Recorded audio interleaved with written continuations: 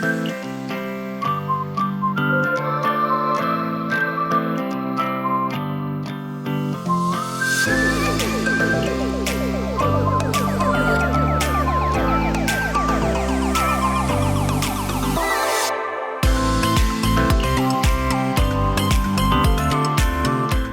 to One on One. I'm your host, Lee Adams, and today we have such an interesting show. I'm so excited about it. Sports fans in Pittsburgh, there's a whole lot of you. We're all big Steeler fans, Pirate fans, Penguin fans. But when it comes to basketball, we don't have pro basketball. So we've got University of Pittsburgh, Duquesne, Robert Morris. These are our basketball teams. But there's another big part of Western Pennsylvania basketball that I'm plugged into, that I love, and that's high school basketball. And we're going to talk a whole lot about that today. And so we have two special guests. First of all, our first guest coached at a plethora of colleges. I took that word from him. He gave me that word today. And he coached at a plethora of schools. And he's from Springdale to Ambridge to North Allegheny. And his last job was at CCAC Boise. He was there for 20 years. He was a basketball coach at CCAC, Mr. Dave Devenzio. Dave, it's great to have you here. Nice to be here. Hope we have a good time doing this. I think we will. Thanks for bringing the color. Well, someone had to, because you two didn't. So, right. And we're going to talk about that in a second. And right next to Dave is his daughter, who went to Pine Richland, Penn State, and is a teacher at Upper St. Clair High School. What a terrific high school that is. We all know that. Mrs. Alloway, Mrs. Emily Alloway. Mrs. Alloway, how are you? I'm good. I'm good. I'm so glad you're here. Thanks so much for having me. You're the first St. Clair teacher that we've had on our show. I've been doing this for over 20 years. We're here at St. Clair Studio, and you're the first St. Clair teacher. Do you think some St. Clair teachers would come on if I asked them? I feel like they would. I'm surprised I'm the first. I thought you would have tapped into that.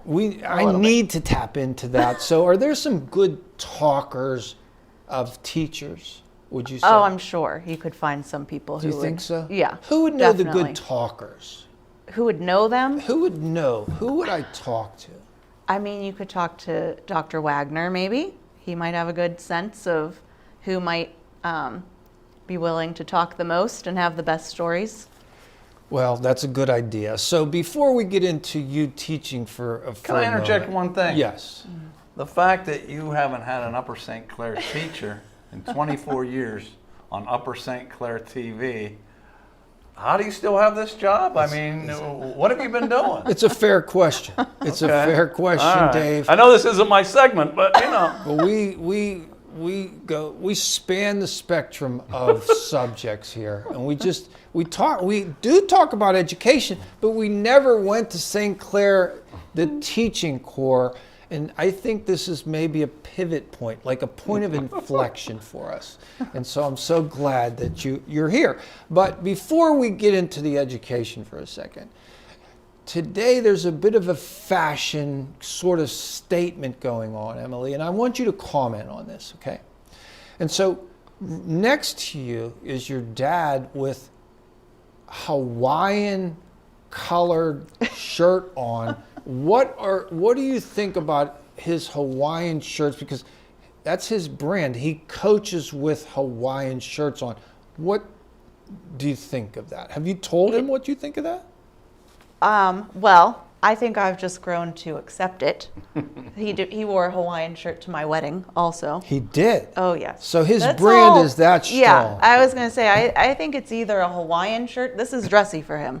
So either a Hawaiian shirt or you're getting just a t-shirt, pretty much. So, I mean, my mom goes through great lengths to find him the nicest Hawaiian shirts, really, because any event. I was going to say, for your wedding, that was kind of a classy it was, shirt. And it fit the color scheme pretty well. But any event, that he goes to, he's having a Hawaiian shirt on, really. He So brought the big colors today. he did. This one is Big, bold. bright, and bold. Big, bright, and bold. And It is. I'm liking it. I'm liking it that you did that. So thank you, Dave, for dressing up. I'm here for the people. You know, that's what I'm here for. Not everyone can pull this off. So He's here for the people. That's right. always. But Just not sure which people. but what you didn't hear this when I did a previous interview with your dad. Today is the first day for me doing something very unusual, fashion-wise. So 24 or 5 years ago, I started this show. And I decided, I was the host of a talk show. I had no experience doing this. They asked me, do you have any experience? I said, no. And it's just, they're thinking, where can I sign this guy? But I came back and I said, I don't have experience, but I can talk to anybody. And so they just kind of went back like this. And I said, almost about anything. And it's about just asking questions and finding the story in people. And so they gave me a chance. And here we are 24 years ago. But where I'm getting at is this. 24 years ago, I decided that I wanted to have a bit of just something a little unique. So you know what I did? I put on a pair of suspenders. And I had red suspenders on the first, and I was scared to death because I was very nervous. I didn't know what these lights are going to do, and it was scary. But we got through it, and then started buying them: blue suspenders, black suspenders, striped suspenders. So for 24 plus years, I've had nothing but suspenders on until today, Emily. Oh, wow. And I decided that I am switching. And the reason I've decided to switch is I've had two ladies recently that have been watching my show ask me, what's up with the suspenders? And the way they asked the question, I felt that it wasn't a complimentary ask. What's up with the suspenders?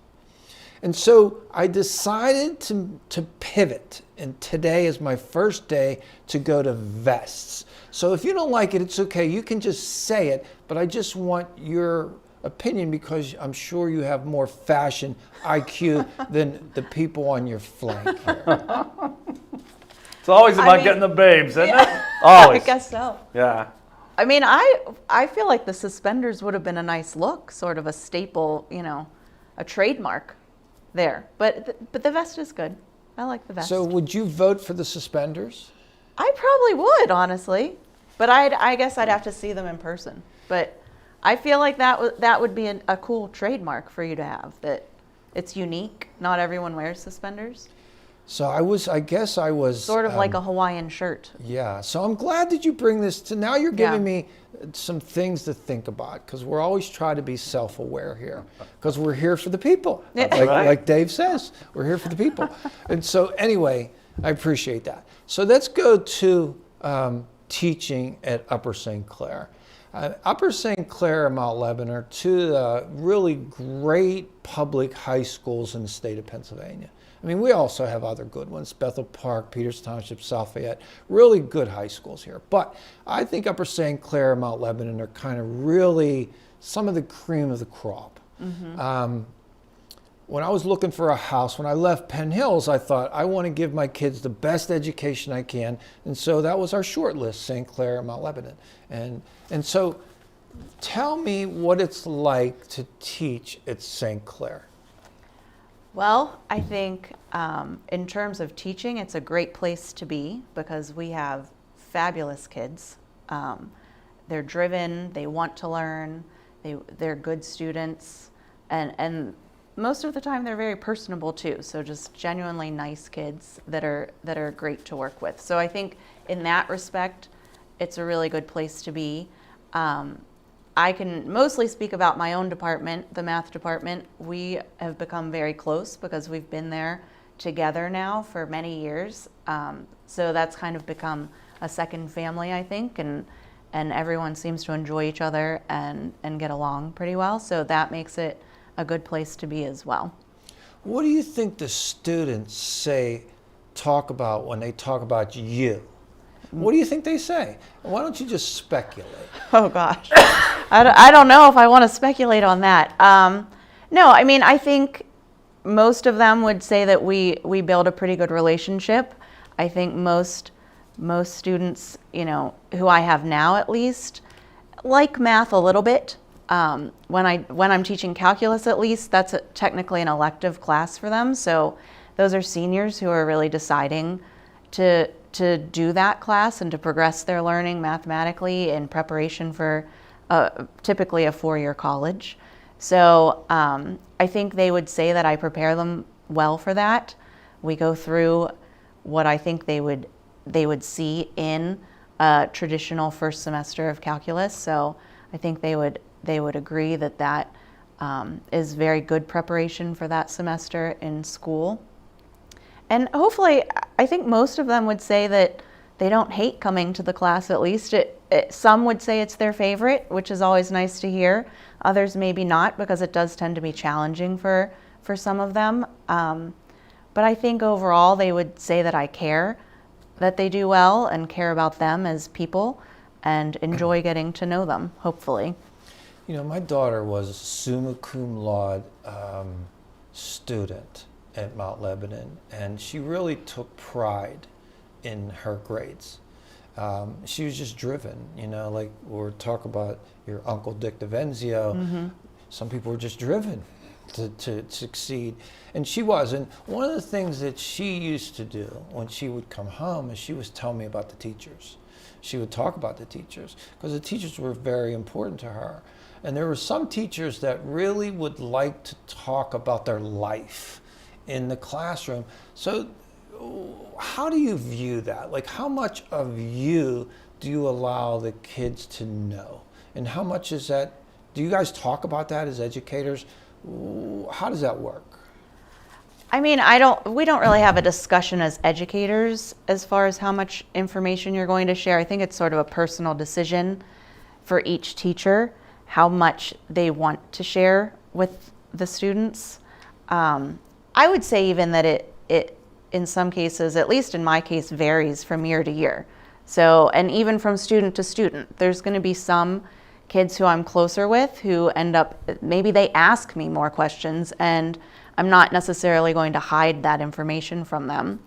So I might share more with that student than I would as the class. I don't tend to share a whole lot in a class setting, because typically I'm more focused on what the content is for the day, but I'll share more one-on-one or with a small group of students typically. I see. And do you have to, I guess you have to be careful in this day of social media and everything, teachers have to be careful with all that. Yeah, for sure. That's one reason I don't live in Upper St. Clair.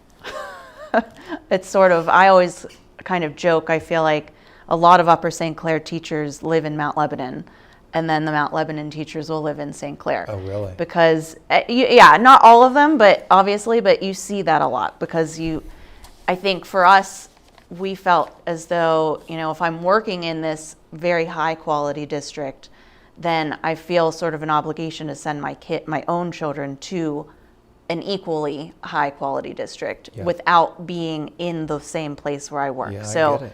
Personally, I wanted some space there. I didn't want to live and work in Upper St. Clair, but I wanted, like you had said, a very good district for my own kids. And so that's where we ended up in Mount Lebanon, because it felt like that was a pretty even comparison, where I felt like, all right, I'm working in a really good place, and now my kids are going to be going to a school that's just as good. So what's a challenge for you teaching in Upper St. Clair? What would be a challenge? I mean, on some days, the challenge, I think, is just keeping students engaged. We have long class periods, which we recently switched to, and I actually like the longer class periods, but it does present a challenge there where for a student to sit and pay attention for 80 minutes instead of 40 minutes can be really difficult. So 80 minutes. 80 minutes. 80 Yeah. minutes. What's the thought process of that?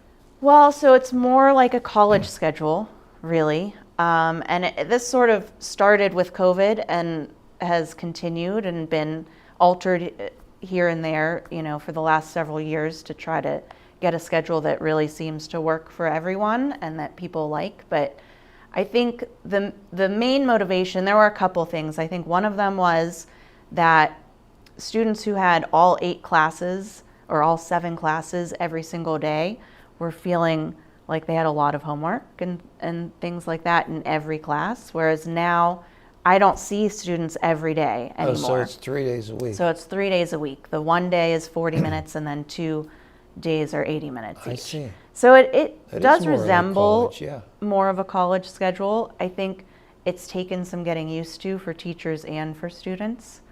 And there are varying opinions on it. Some people like it and some people Did that not start as much. during COVID? It sort of started to phase in during COVID. Yeah, where they were having to make adjustments and come up with ways to keep students separated more. And so one of those ways was to do longer classes but fewer of them, so that you weren't having as many times when kids were in the hallways and things interacting. What's satisfying to you about teaching at St. Clair? I think calculus is probably my favorite class to teach because these kids come in and they don't know anything about the topic. And so seeing them at the end of the year, how much they've actually learned and how far they've come is very satisfying. And then just building relationships with the students is great. And I always tell them, with seniors, send me an email, let me know how you're doing.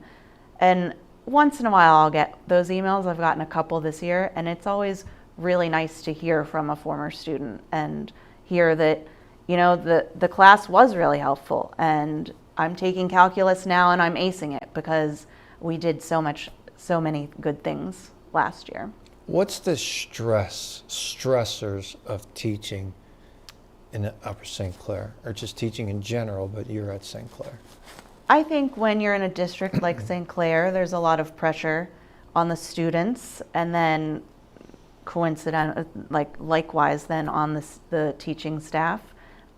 There's an expectation that students perform well, and I think the students have that expectations for themselves in many cases, but that then kind of falls back on the teacher sometimes as well.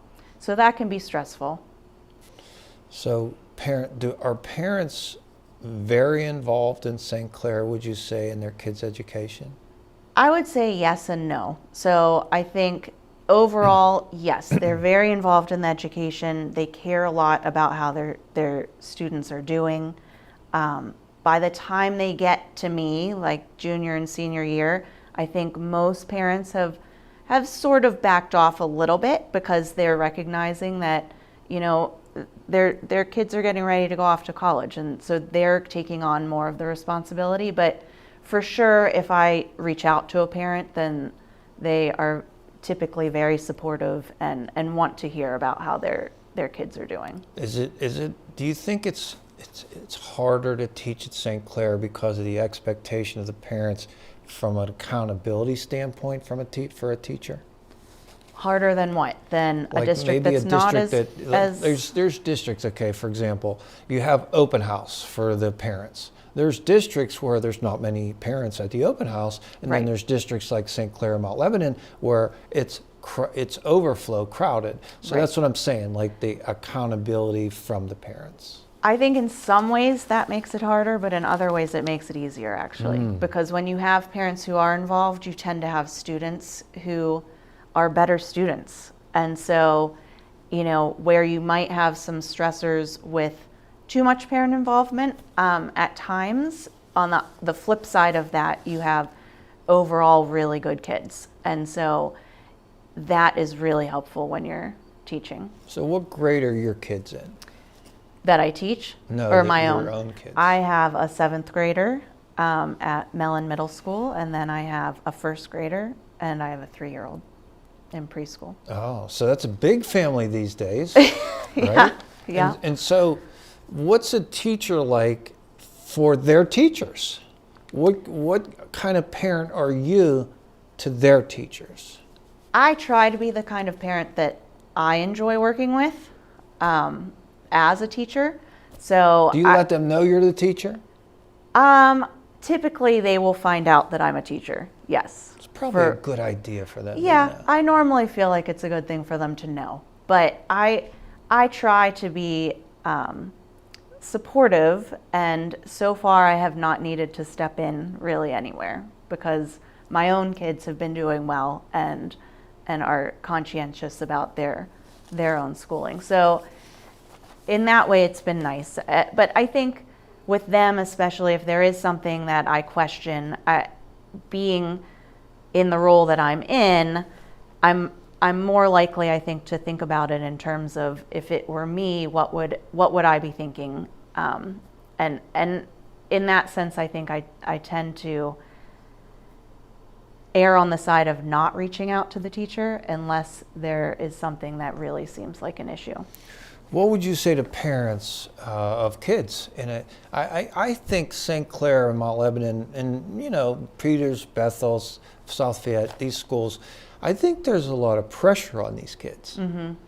I don't think I felt the pressure, but my family structure was different. But the pressure, because I would tell my kids in 9th grade, we're starting now. Now it starts to count, Mm-hmm. kids. I mean, I never heard that, but that's what these kids hear, right? Yeah. And so with the pressure being on them, what would you tell the kid? What's your advice to the kids and their parents? What would you say?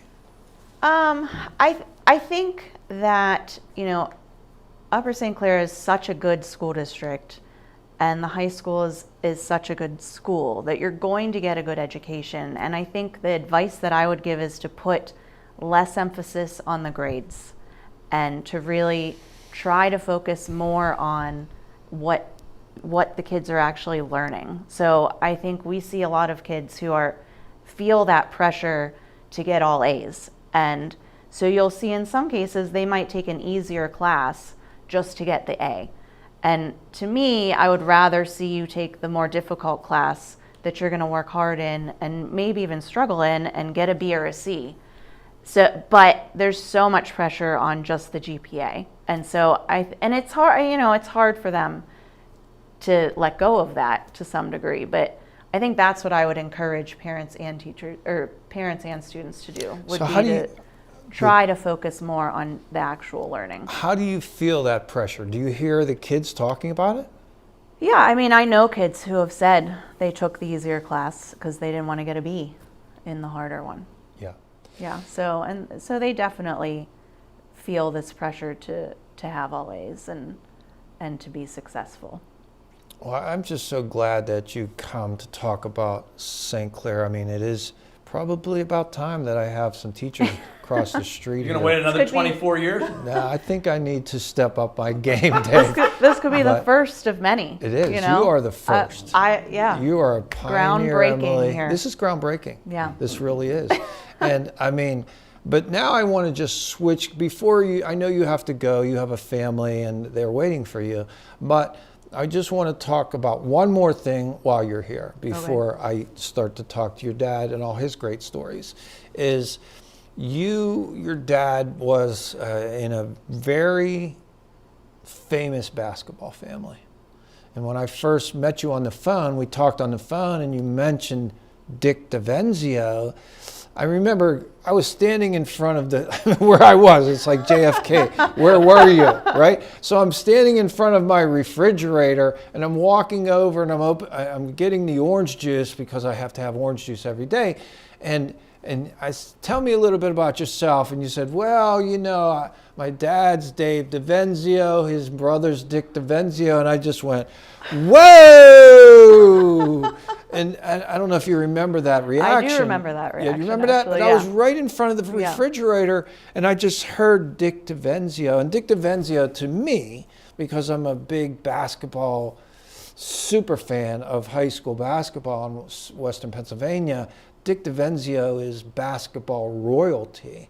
And I got to see him in my little black and white TV that was fuzzy with the aluminum foil rabbit ears, and I was looking for Dick Devenzio and Denny Weisick, and I'm thinking these are to me they were larger than life. to see someone when I was in junior high watching these. These were the stars. And so what was it like? I mean, did you understand the magnitude of the family of your dad? I mean, I think when I was younger, I probably did not understand that. But as I got older and, we started going to halls of fames and things of that nature, yes, I definitely started to recognize that. And just as I learned more about the history of Coach, their dad, and Dick, and just all of the experiences that they had then, and when I started having reactions like yours upon mentioning their name, that Oh! I took the phone and That I just also went, helped. whoa, because I didn't want to blow your eardrum out. I appreciate that. Yeah. So I think all of those things kind of led to a better understanding of their place in Pennsylvania history, I'll say. Yeah. So what was do you remember your grandfather? Oh yeah, quite well. What do you remember about him? I remember him always having his cigar. And I remember a lot of this, the stories about his coaching, and honestly kind of thinking I was glad I didn't witness that, because it sounded like or I was glad I wasn't on the team, I guess I should say. He was tough. He was very tough. But that's the way it was back then. Yeah, but that's not true. for everybody, but That's true. for some of the really good coaches, they were tough. Yeah. That doesn't mean you wanted to be on the team, though. No, that's right. Yeah. So hearing about those experiences and just he was fun to be around. He would just kind of say it like it is and just do his thing. I remember him also for not only his cigars but for talking to his tomatoes. So he would talk to his tomato plants. Talk to his tomatoes. Yeah, every year. This and is he'd a have this situation. huge garden of like the best tomatoes you could get. So he felt like talking to them helped their growth. I don't know if he actually thought that or not, but I he'd think sit they out did, by the though. garden. I think it might have worked. His garden was way better. He'd sit out at the garden and talk to the tomatoes every year. There's so I remember nothing that. better than garden tomatoes. It's They the were- best. I mean, he had like He did. hundreds of them every year. I love So, tomatoes right from the garden. they were Organic, wonderful. Yeah. right? And so, okay, that's your grandpa. But now, how about your uncle Dick Devenzio, who's a huge, even though he's been passed for what year did he pass away? He died in 2001. 2001. So it's over 20 years. So what was your relationship with your uncle Dick? Well, I always felt like we were rather close. And just, I remember we would go when we lived in North Carolina. I remember the one time I was over at his condo. I don't know why I was there, but I was there. And I watched this movie, and I really liked the outfit that the girl had on in the movie. And he took me out, and we were looking for that outfit then, which I still remember that. I don't think we ever found it, but we were looking. But so I was pretty young then, but then as I was older, I think I really got to know him better working camps with him, because we traveled, my now husband and I traveled with Dick for a few different years around the whole country. And what camp is it? Explain what camp that is. So when he was living, it was Point Guard Basketball College. And so it traveled around the whole country. We put on 17,000 miles on the van in one summer. And so Dick would, of course, fly to the camp. and then my husband and I would drive to each one. And when Dick was running the camps, he was mostly a one-man show. I mean, we were there sort of as assistants and mostly to keep order in the dorm. But we would go to the gym and be in the gym, and if someone got injured or something like that, we were in charge of that. And so we would be there, just learning from him, because we would see all of the drills and hear all of his lectures and things like that. And so we got pretty close traveling with him over the summers, and we'd be going out to dinner and things like that and hear different stories from him. And he too was just like Dave and Coach, they will just tell you the truth like it is. They don't hide much. So the Devenzios are straightforward They and are. direct. For sure. Is that what you're saying? I would say so. Yes. Yeah. Did that have an impact on you at all? I think I have made references before in situations where I've thought, oh, I wish I could be more like Dick and just say this. Yeah. But I haven't necessarily done that. But there have definitely been cases when I have wanted to be more like him in that way. Well, do you think that Upper St. Clair students have any idea that your uncle is basketball royalty in Western Pennsylvania? Do you think they have any idea? Absolutely none. No. Fellas. Now maybe they do. I don't, if anyone's watching, I guess now they do. But no, I don't think they have any idea. I mean, so we're unveiling that today, that you come from a bloodline of a really terrific basketball family. Mm-hmm. Your dad played at Kent State, your uncle played at Duke, your grandfather was a great coach, and your other uncle played at Cornell. Right. So, I mean, that's not too shabby. And then when you hit parade, and here's the thing, like I think St. Clair kids, I have to think they're like Mount Lebanon kids, and they're really impressed by something really, really special.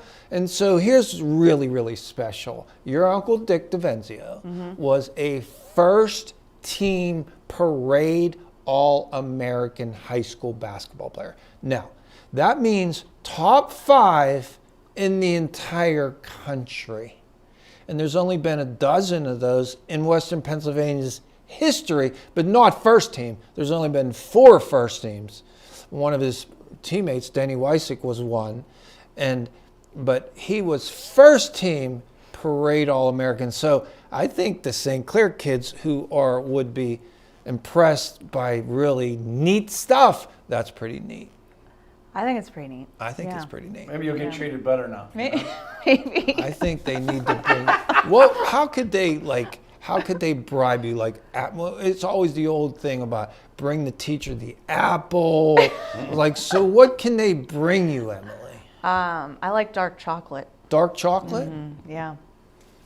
It's good. That's good for you. Yeah. Do you know that? Yeah, I do know that. I knew you know I that love because that. I just like being around educators. It just makes us smarter, Dave. This is making us both smarter. Hey, her sister and my daughter's a nutritionist, a That's registered true. dietitian. So That's true. We know what's good for us. I just don't You don't. eat it. That's I was all. going to say you don't necessarily. No, follow no, I it. don't You know at what all. to do. You just don't do it. Yeah, I don't want to. There you go. Yeah. There you go. Fair enough. It's okay. But anyway, I am so thrilled you could just spend a little bit of time with us. This has been great. And now you're coaching basketball yourself. Yeah. So what's that? You just started. So what's that like so far, coming from the royalty in your bloodlines? Well, I've been trying to hone in on all of their knowledge. Does it It's seem been like good a so far, challenge? though. Does he seem like a challenge? Yeah. Yes and no. I mean, I think with all the years of camp and growing up with him, and being exposed to basketball for all of those years, I think I came into this with a fair amount of knowledge, but having never coached, that still is somewhat intimidating. But he told me to do it, so. That's great. It's great. So yeah, so I have help here. I have one of my colleagues is, you might want to get him in. I don't know if he'll come, but Who? he is the head girls varsity coach at South Fayette, Brian Bennett. Okay. So I have him to kind of lean on. Also, he's been willing to give me some tips That's of the great. trade. So Wait, far, this is I think Upper it's St. been Clair going well. TV. We don't want I know, we don't want I know. South Fayette coaches. They're do we? the at Mount neighbors, Lebanon. but he's a teacher. Okay. He's a teacher at All right. St. Yeah. So he got St. Clair street cred. Yeah, but you only bring in teachers once every 24 years. Yeah, but that's changing today, Dave. Because your daughter is so well spoken, and I mean it's so easy to interview because when you just ask a question, it's like zing, and but then that's what you're going to get at St. Clair teachers. They're not letting any slouches in that school. That's for sure. We hope not. No. No. But so anyway, dark chocolate for you. If Yeah. the kids have any Dark warning, chocolate's like good. Christmas, Gift and cards are always gift nice. cards, dark chocolate. It's like the mailman, except different. Yeah, And exactly. so, but anyway, and I'm glad you could stop and Yeah. just join us for a little bit, because your dad has some of these great stories that he's He going to does. share with us, and he just kind of has a way of telling them. He definitely does. He is known for his storytelling. What's it like to will- have a dad like that? It's exciting. It's interesting. there's not many dull moments. You gotta, I mean, I you gotta often laugh out of this guy. Yeah, Go I ahead. often I prep people before they meet him. So, How do you prep them? it's sort of like I prepped you.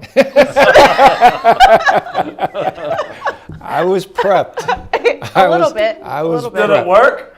Well, yeah. Okay, Yeah. all But although you're like a hurricane, it's like, wow, but it's all good. I mean, it's fun. But it's like the Hawaiian punch hurricane. It's like, there you go. It's Yeah. Dick Devenzio's stories, 360, and we love it. So we're so glad that he could come and that you could come. It's Yeah. good. It's a Devenzio Alloway hour. That might be more like 3, but yeah. No, I'm hoping now I don't have to talk so much since you took okay. this time. Okay. We got a lot of time left with your dad. Yeah. I mean, we don't want to leave these stories on the table. We need to get them out there, because I think some Yeah. people are going to enjoy them. So, thank you so much for coming. Absolutely. Thanks for having me. I wish you well in the classroom. I wish you well on the basketball court with your daughter, and let the people know at St. Clair that I do want to bring the educators over here All right. and talk about, I guess, some things that would be interesting. We just have to think about what that is. But I think but education is just so important. I just want to say, I never went, nobody ever, in my household, my father was a police officer, my mother worked at a shoe store. So like college was never mentioned in my household. They were blue collar, hardworking people, right? And so in school, because I played sports, the people I'm playing with, they're saying, I'm going to go to this college, I'm going to go to that college, I'm going to go to this college. Plus, I couldn't play on the team unless I got certain grades. So that made me do better in the school. And I learned about college through all the sports crowd that I was with. And I ended up going to college, and it was the best decision I ever made. Because then when I had kids, I knew how important it was. And we took them right to the South Hills, and there's some serious education going on here in the South Hills. Where'd you go to school, Lee? I went to Penn Hills High School. No, college. Oh, IUP. Okay. I went to Edinburgh for 3 semesters and then IUP. But like with my kids, we put them on the college track right away. I mean, they heard about college before they even went to preschool, because that was just where we're going. And I think it's the ticket. I think it's the ticket for kids to have a bright future. I think it's a great place. So when I guest lecture, I actually go into high schools and I guest lecture a health class about organ donation. And I tell the kids, it's Mount Lebanon when I'm there, go thank your parents for having you at this school. And the same thing goes for St. Clair and Bethel and South Fayette. Thank them, because these are great school districts. Do you They think? are. Yeah, Yeah. for sure. Yeah. They are. Yeah. And I think a lot of the kids realize that. Not all, but a lot of them do. And those who don't now, when they get older, I think they do, and are grateful for that. Yeah, well, it's so wonderful to have you. Thank you for joining us and spending some time with us. Absolutely. Well, good luck to you. Thank you so much. All right. So, Dave, that's your daughter, and how well spoken is she? So smart, so bright, such a good young lady. Like, how did you do so good, Dave?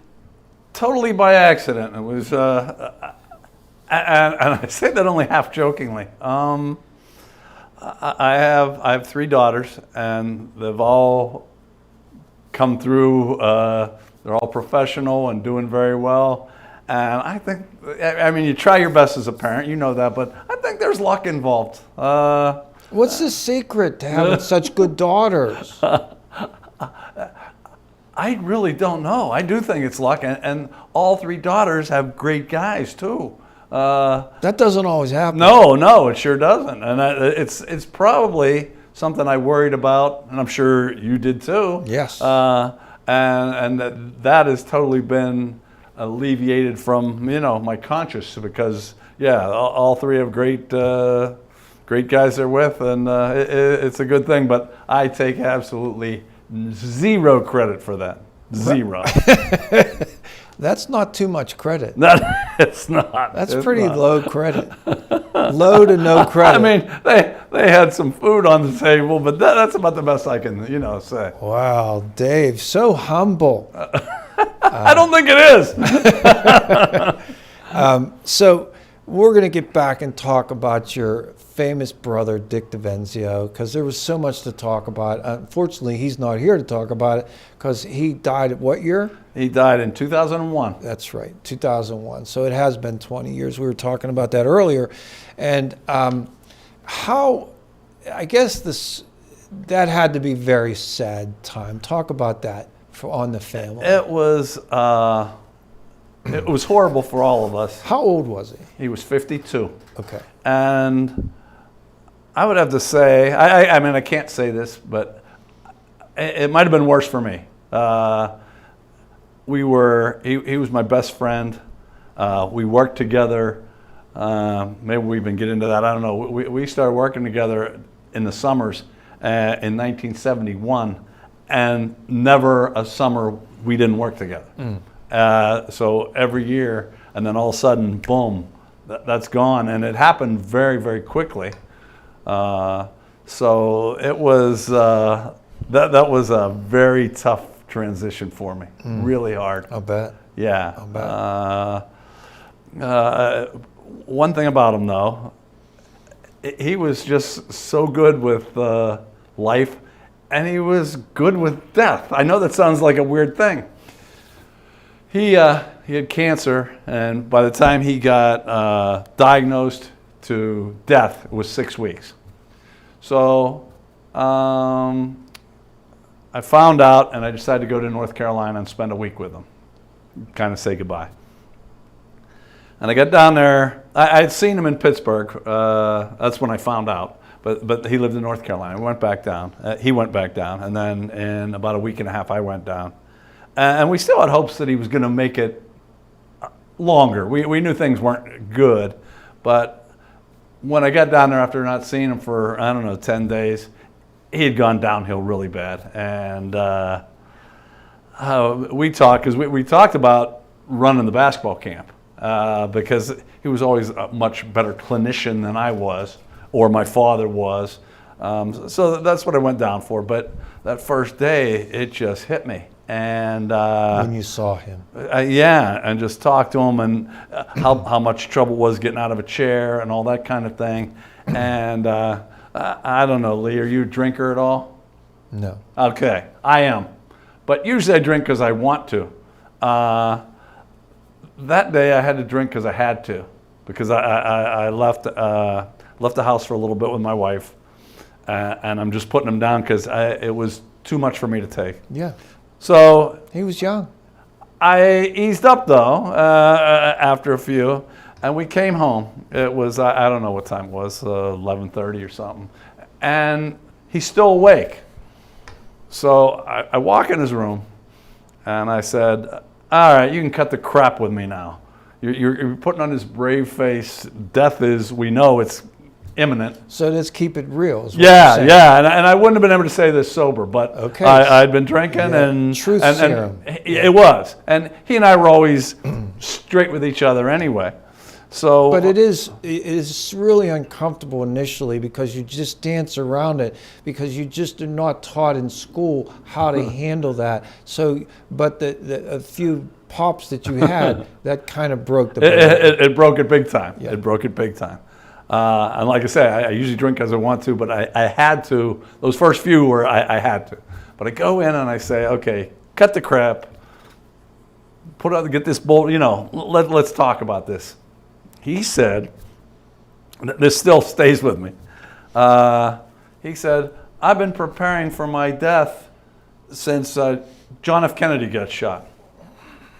And he was like, I don't know if he was in junior high then. Yeah, I think, yeah. Matter of fact, he would have been in junior high. Say what? That's what I said. I said, what are you talking about? Yeah. Well, you know, when I was in junior high, I was Blowing off John Wooden. blowing up John Wooden and wondering who was pitching for the Pirates that night, you Yeah, know? right. And he's preparing for his death, but no, he went through it in detail about, and this was the kind of thing, the reason I'm telling this, to tell you what kind of thinker he was. He really had thought that all out and was prepared for it, and it didn't really affect him nearly like when I go, I'm going crying and screaming, and but no, he just took it like that, and it was amazing to me. It was amazing. It did make the rest, like I said, I spent a week with them. It made the rest of the week easier though. Did it? It did. It did. Knowing that He has it all figured out. yeah, and he was being honest with us and himself about facing, you know, his demise. Well, does there much faith in the Devenzio family? I'd say there was a lot growing up, and then my mother also died pretty early, and that shook all of us a little bit and got us off of it. So I would say for him a little bit, but not a lot. He was just taking on his own accord. So are you saying that he had everything planned out? Is that what you're saying? Or just mentally he was okay with it, the rest of it he didn't care about? Or what do you, I'm trying to understand what you mean. I guess I am kind of saying that if not planned out, certainly prepared for it. And whatever happened afterward, he was prepared for that too. So So he wasn't scared. Not at all. Not at all. Not at all. That would have an effect on you to see that. It surely did. But like I said, once I saw that he was telling the truth about that, it eased me a little bit. And when I woke up the next morning, I didn't have those jitters. You know, we just talked about whatever we were going to talk about that day. How about that? Yeah, pretty amazing. I didn't even know we were going to go there, but that's yeah, it was a very emotional time in my life, and it didn't make it easier. Like basketball is so much part of our family. By his wishes, I missed his funeral to run basketball camps. No kidding. Yeah. He told you that. Yep, told me to do that, and we knew it was a possibility, and it, like I said, happened quicker than we thought. Yeah, I was in Pennsylvania when he died, but during the funeral, I was already in Texas. So he did some charity work, dribbling across the state of North Carolina. North Carolina. Yeah, and once again, I'm just trying to give you a sense of who he was. We had just talked, you interviewed B.B. Flannery, and we talked about how much more than just he was a great basketball player, but how he's even a better person. And my brother there was just so much more to him than the basketball was very secondary. And when you were a senior in college, were you thinking about dribbling across the state to raise money for drug abuse? That would be a no. Me too. I was abusing the stuff. But yeah, when his senior year, I don't even know how he did this exactly, but he dribbled across the state, and then actually my oldest brother was there and would follow him in a van, and then they would have scheduled stops at like supermarkets or malls or shopping centers, and then he would sign autographs, and that's how he raised money. And it just, for me, he was just and he was always like this. His thinking was just, sometimes I thought it was very outside the box compared to what I was thinking, but it was just way deeper than most people. So, down in North Carolina, I didn't really even understand North Carolina as well, but now my sister just moved down there because her daughter is an elementary school teacher in North Carolina. And I got to see sort of like the physical proximity of Chapel Hill and Durham and Winston-Salem and Raleigh. And I got to kind of see the landscape a little bit. And so that kind of gives me an idea of what you're talking about. But where I'm going now is, it seems like were there some pickup games at the University of North Carolina that your brother was involved in? Because they're not that crazy far apart, these cities. Not crazy far apart, but Charlotte to Durham but this was during the summer when I was down there helping them run camps. So, and this was like an off week, and we were going over there and playing some, and I was still in high school, and I believe he had one more year of college left. So we go over to the UNCC court. Now it's called Charlotte, but back then it was UNCC. And we go over to the courts, and we pick up. And unbeknownst to me... Oh, so this is North Carolina, Charlotte. Okay, correct. Correct. There's a difference, Chapel. Yo, big time. Difference. Yeah. It's a couple hours, right? It's about 3. Okay. It's about 3. And but we were staying in Charlotte with somebody. I can't remember who we were with, but we were just going over to play. And we pick up, and I was just happy to get in the game. And as it turned out, I think I was the only guy that wasn't a college player playing. It just so happened those people showed up. Maybe my brother knew about this game. I don't know. So, well, I'll give you the whole story. First time down the court, I'm there to guard my man. He flies by me. And I have this big white center. I don't know who he is. And he blocks this guy's shot, throws it back to about midcourt. So I saw I wasn't the best player, but I was fairly smart. I saw the look in this guy's face that I was guarding. And now I'm all up in his grill saying, hey, why don't you go by me again? Maybe he can throw it to three-quarters court on you next time. So he wouldn't go around me, number one. So I looked like I was a good defender. Number two, I didn't know, I'm going to tell you who this guy was in a second, but I didn't know who he was. So I'm coming down and shooting almost every time. And a lot of them were going in because I'm nice and relaxed, and my brother's on the other team. We win. My team wins, and we re-pick up. And I get picked before my brother. My brother starts for Duke. I'm some high school kid at North Allegheny, and I get picked ahead of him. And we end up on different teams again. And he comes over to me and says, make sure you don't guard me, because I'm just going to kick ass in this game like you've never seen before in your life. And he went out and did that. Wait, he told you that? He told me. He said... This guy told you this? No, my brother told me that. Oh. My brother was embarrassed that he didn't get picked, he got picked after me. And he's a Duke player, even though no one knew really who any of us were. Was it because you were hitting some shots? And I looked like a good defender because of my help defender, and it just looked like I was the better player for that game. And then I'm glad he gave me that warning because, yeah, he just went on and it's kind of impressive. I never had that kind of ability to announce that I was going to kick everybody's butt. But that's like Babe Ruth saying, it's exactly like it. He points his bat saying, it's going over the center field fence. Because when my brother said that, even though I'd seen him do stuff like that, I'm thinking, I don't think so. But yeah, he completely dominated the game. And so did you take his advice and not guard him? Oh, heck yes. I can see the look in his eye. I knew. So he destroyed somebody.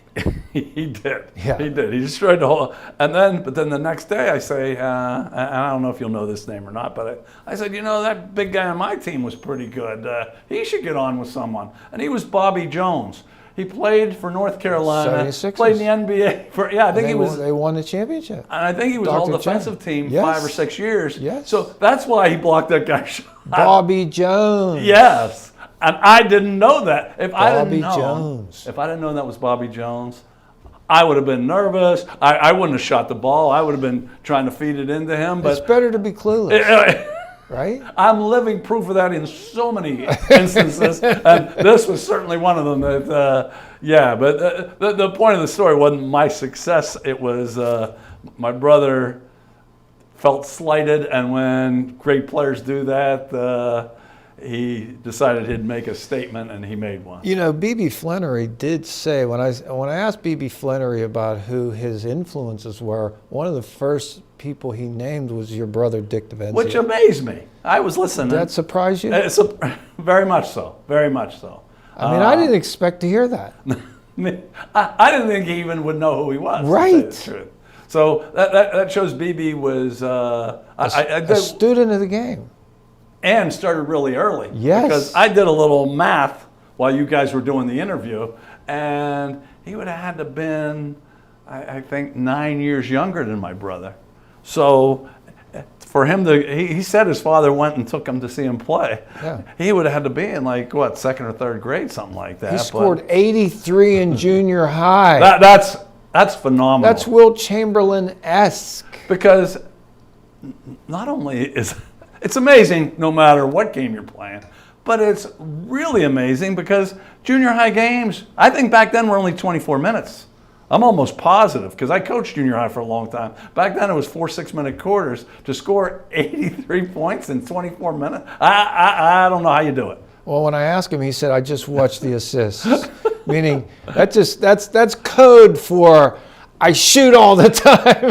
That is, but can you imagine getting? But still, can you imagine getting up? I mean, he had to get up a minimum of what, 41, 42 shots in 24 minutes. Yes, it's amazing. Now, one other thing, we probably should give some guff to his coach for leaving him in there that long. Probably could have gone to the. They must have won pretty easy if he scored 83. Yeah. So what was going on there? Yeah. I know that's a whole nother story there, but it's a whole nother story. I think that guy should be under investigation. But there was a package deal. We learned that. We learned about the package deal to Duquesne with Mike Rice and B.B. Flannery. Yeah, I was surprised to hear that too. Yeah, see, if anyone, what you get here in this studio, you get good secrets. I was just going to say, if anyone is watching right now, make sure you go back and watch that B.B. Flannery one with you, because it's better than what I'm going to have to say. Well, no, he's great. He is great guy. He is, and what a player he was. Yep. I can't say enough about him. And I'm so glad that you're here. You know, the other day I was in Oakland, and I was walking, and on the pavement I find a little penny, right? And so when I see that, I always pick them up. My brother passed early. You know my brother. I do. And so I take those pennies and I put it on his headstone. And so I do think about who, if that's a sign, number one, and secondly, if so, from who? That's what I ask myself when I find coins wherever I go. Sure. And so this particular coin was right at the Pitt Fitzgerald Fieldhouse, just outside of it. And you have a story about the Pitt Fitzgerald You are good at setting things up here. You know, I didn't know how you were going to get there. Every once in a while, the blind squirrel finds the nut. No, that was good. That was good. And I actually wasn't present for this, but this is my brother was playing pickup at the Fitzgerald Fieldhouse, and he was in college then, I believe. And one of the players on the other team that my brother was going against was a person, if you're into basketball, named Connie Hawkins. Connie Hawkins, the Pittsburgh Pipers, and the fish that saved Pittsburgh, Right. And then he goes on to a pro career. What a great player. Was he even a Pittsburgh? I'm going to test your skill here. Was he even a Pittsburgh Wren? Do you know that? Do you remember the Pittsburgh Wrens? Yes, I don't know the I answer think to your he question. was. I think because So- Connie was a tremendous player that had got unjustly banned from the NBA for a while. Yes. And I think that's why he played for the Wrens, and then that league disbanded, and then the Pipers, and so forth. Did you get free season tickets to the Condors? I did. I think everybody must have. Huh? I thought I was special getting those things, and then you told me that you got them too. And I think they sent them to everybody on our team. They were giving them away to the junior high basketball teams or the elementary teams. They were out there flinging them away. Now, did you ever use yours? Absolutely. Okay. We ran all around that Civic Arena like a bunch of junior high kids. Because I think we get to see John Brisker. He was special. I told you that I did go watch the Pipers a lot. Did you? But then they left for a while and came back as the Condors, and that's when I got the free tickets. But I don't know that I ever used that or not. I'm not sure. Maybe because it was free, it didn't seem like such a great thing to do. Right. But you're right. Those are good ball players. Free loses value sometimes It does. in some eyes. It does. But it's a good price. But anyway, back to my Connie Hawkins. Let's thing. go back to Connie Hawkins at the Pitt Fitzgerald Fieldhouse. My brother said he was doing real well in his pickup game, as you would expect. But he got a little full of himself, and he's coming down the court, and Hawkins decides to pick him up at half court. And he decides to put it through his legs. And my brother had done that. There was a famous Ambridge Aliquippa game where one guy from Aliquippa was kind of giving my brother being real physical and being kind of dirty. And he set him up perfectly and put it in between his legs to go in for a layup in the Ambridge home court. And I never heard a deafening noise like that. So anyway, my brother was good at doing things like that.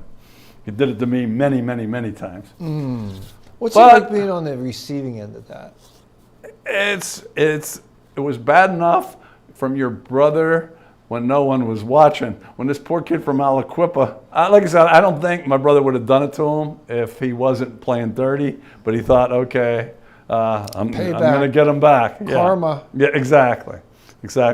But then my brother, in this game we're talking about at the field house, comes down, and Hawkins is pretty wide, so he decides he's going to put it between his legs and go on. In soccer, they call that a nutmeg, right between their legs. Really? That's a soccer term. Okay, I don't know. I don't know much about soccer. I don't know a lot, but I've learned a little bit. Okay. Yeah. So he was going to nutmeg Connie Hawkins. There you go. Now you got it. So he puts it between his legs, and he starts to go around, and he said it was like a force field hit him. Hawkins put his arm out. And he said and my brother's going full speed. He said there was no give. My brother said, I stopped immediately. And I was like in the Hawk's arm. And he turns him to him and says, no one does that to the Hawk.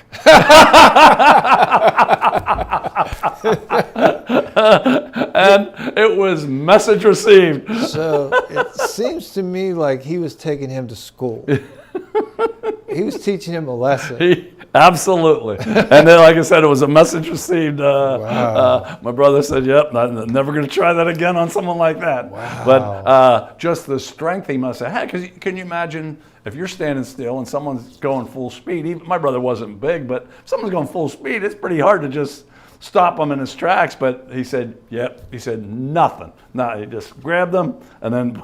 And your brother's not going to just exaggerate that. Oh, no. He's no, going to tell because you the truth. that was a story bad for my brother, actually. Right. So, yeah, he wouldn't exaggerate it. No. Right. What was his relation to the prep stars?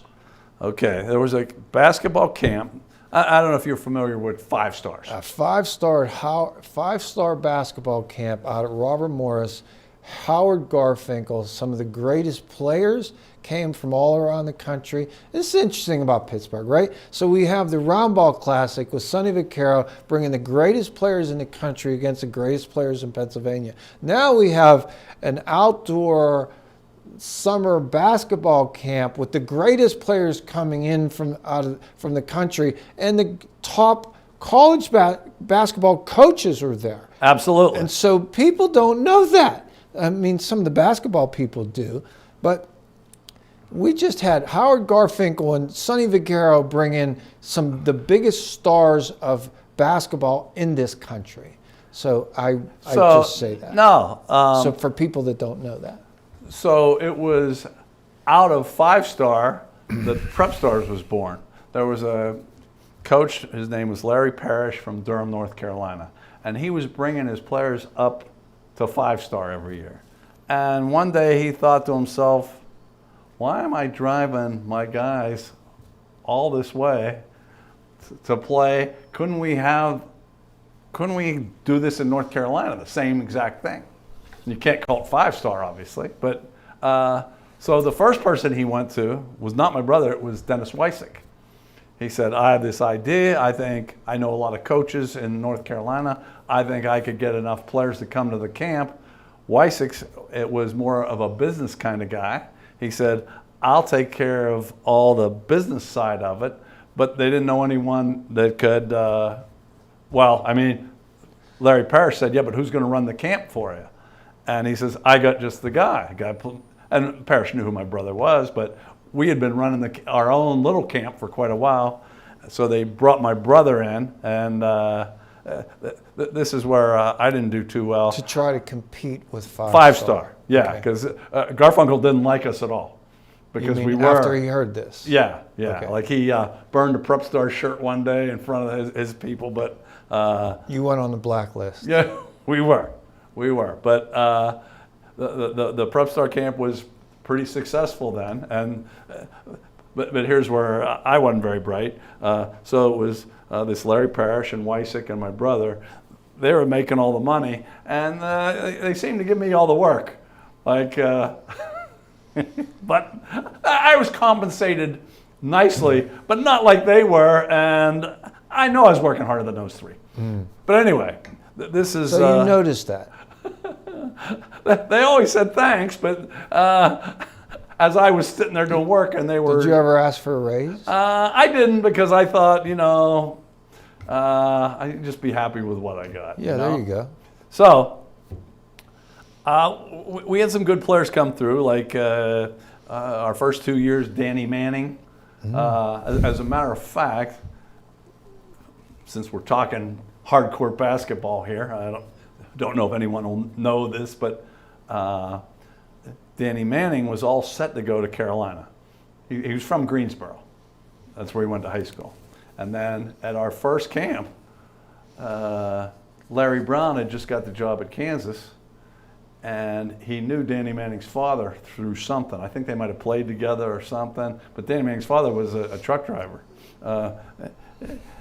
Larry Brown recruited Danny Manning's father to be assistant coach at Kansas, and then the next year, kind of like that package deal we were talking about at Duquesne, lo and behold, Danny Manning decides not to go to UNC, he decides to go to Kansas and be the NCAA Player of the Year. How about that? How about, yeah.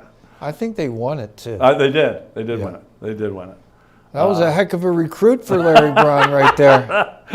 When I saw him up there every day talking to Ed Manning, I'm thinking, something's good.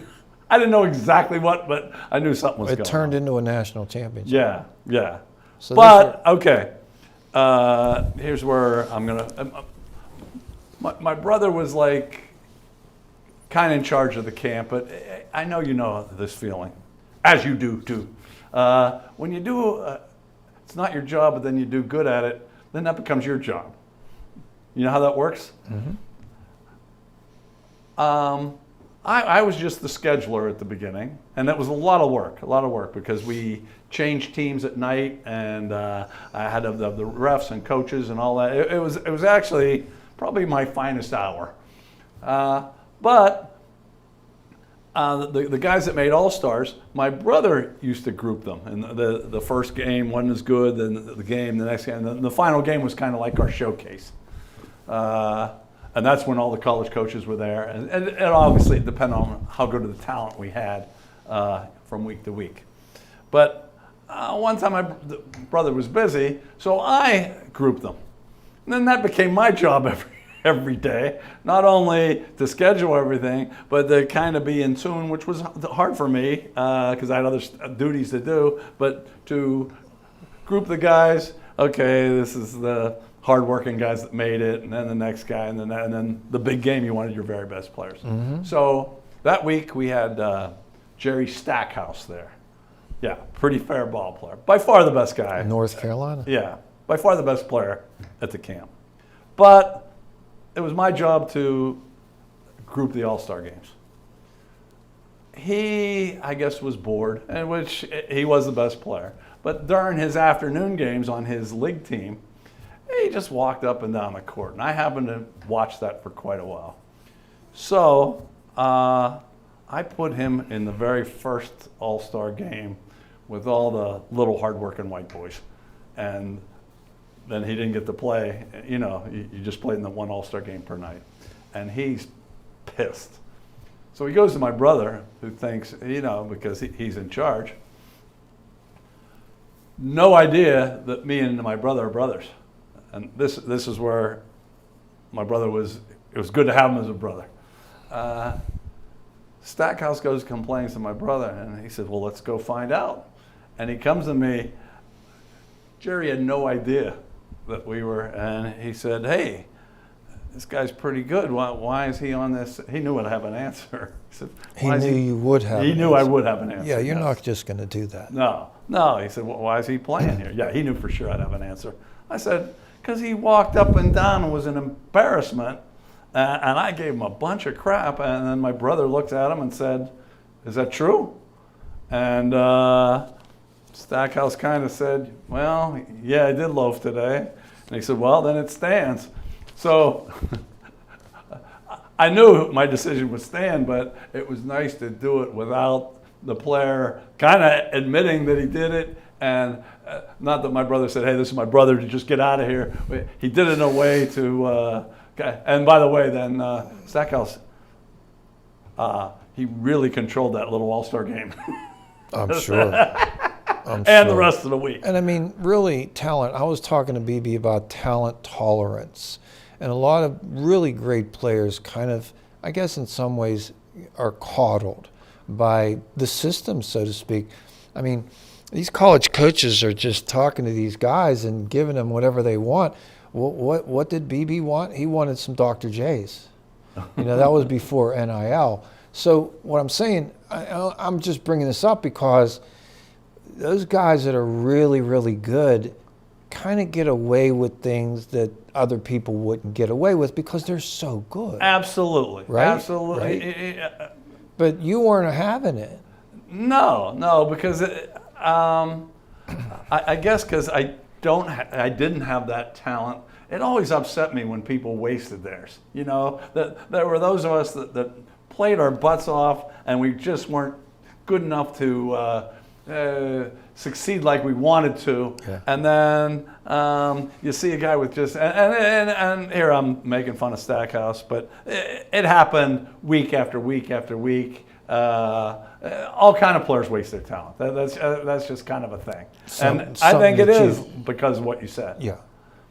But then there comes a day where it just catches up to you. Absolutely. You know? Absolutely. Now, Stackhouse had it. He went to the University of North Carolina, and I'm sure any thought of loafing just they taught you right. And most colleges do. At that level, yeah. Yeah, exactly. Because if you loaf there, then you're done. And he played in the pros. So, oh yeah, and was a pretty good pro. Yeah. And the funny thing is, now he's a coach, so I'll bet you he coaches Vanderbilt. I'll bet you that's right.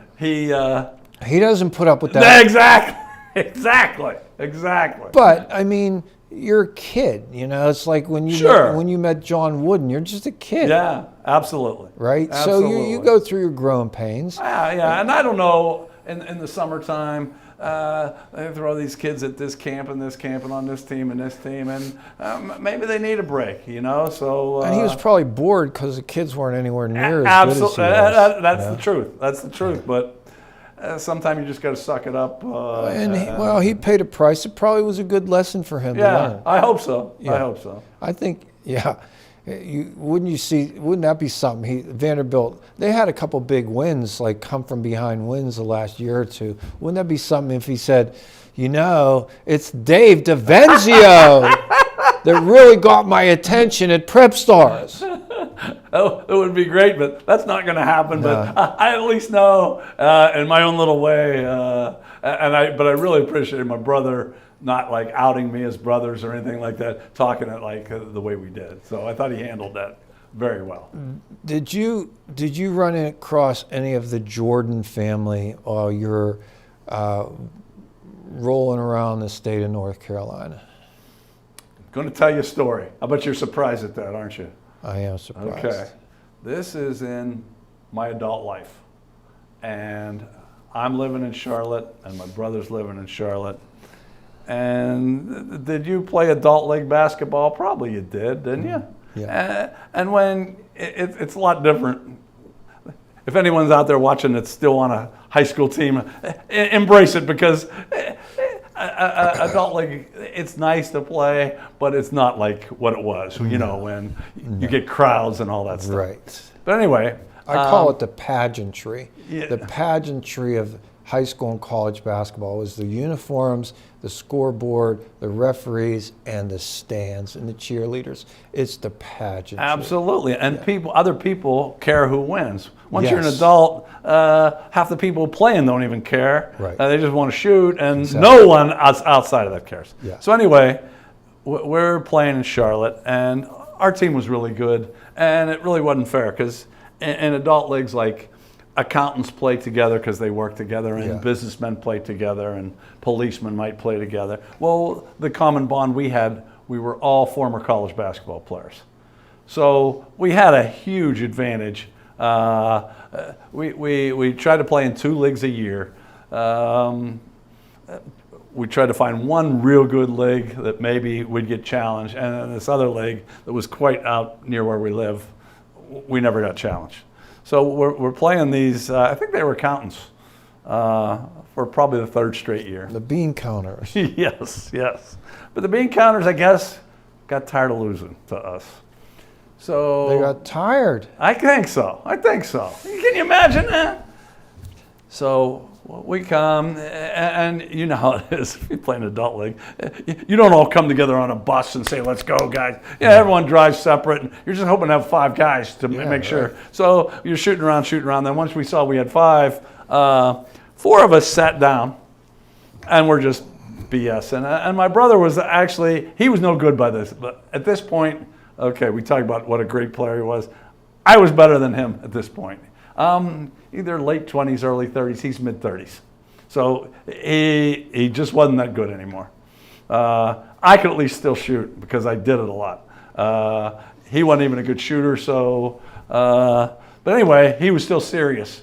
Like, he always was focused. He's out there shooting, and 4 of us are just sitting on the bench BSing. And we look down the other end at the bean counters, and there's a guy, 5'10", stands still, goes up, dunks behind his head.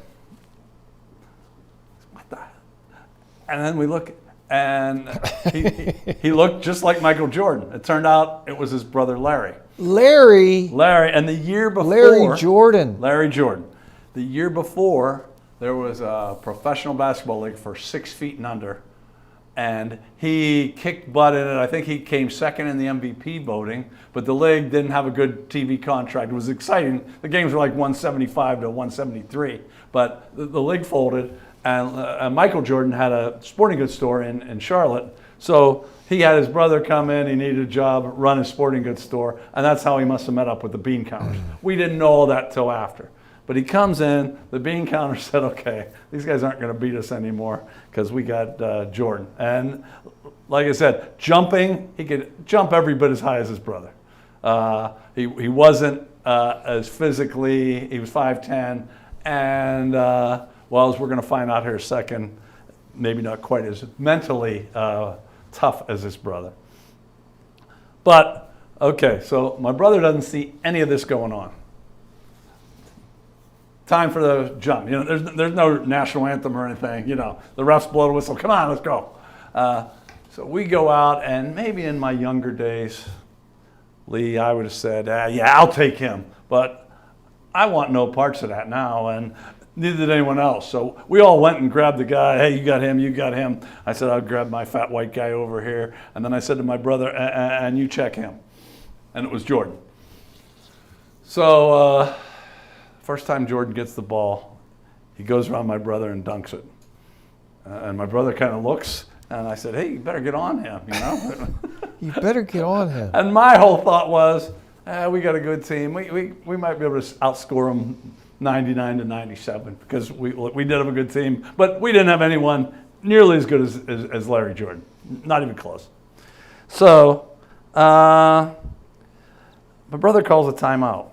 And this, once again, a good coach and a cerebral thinker.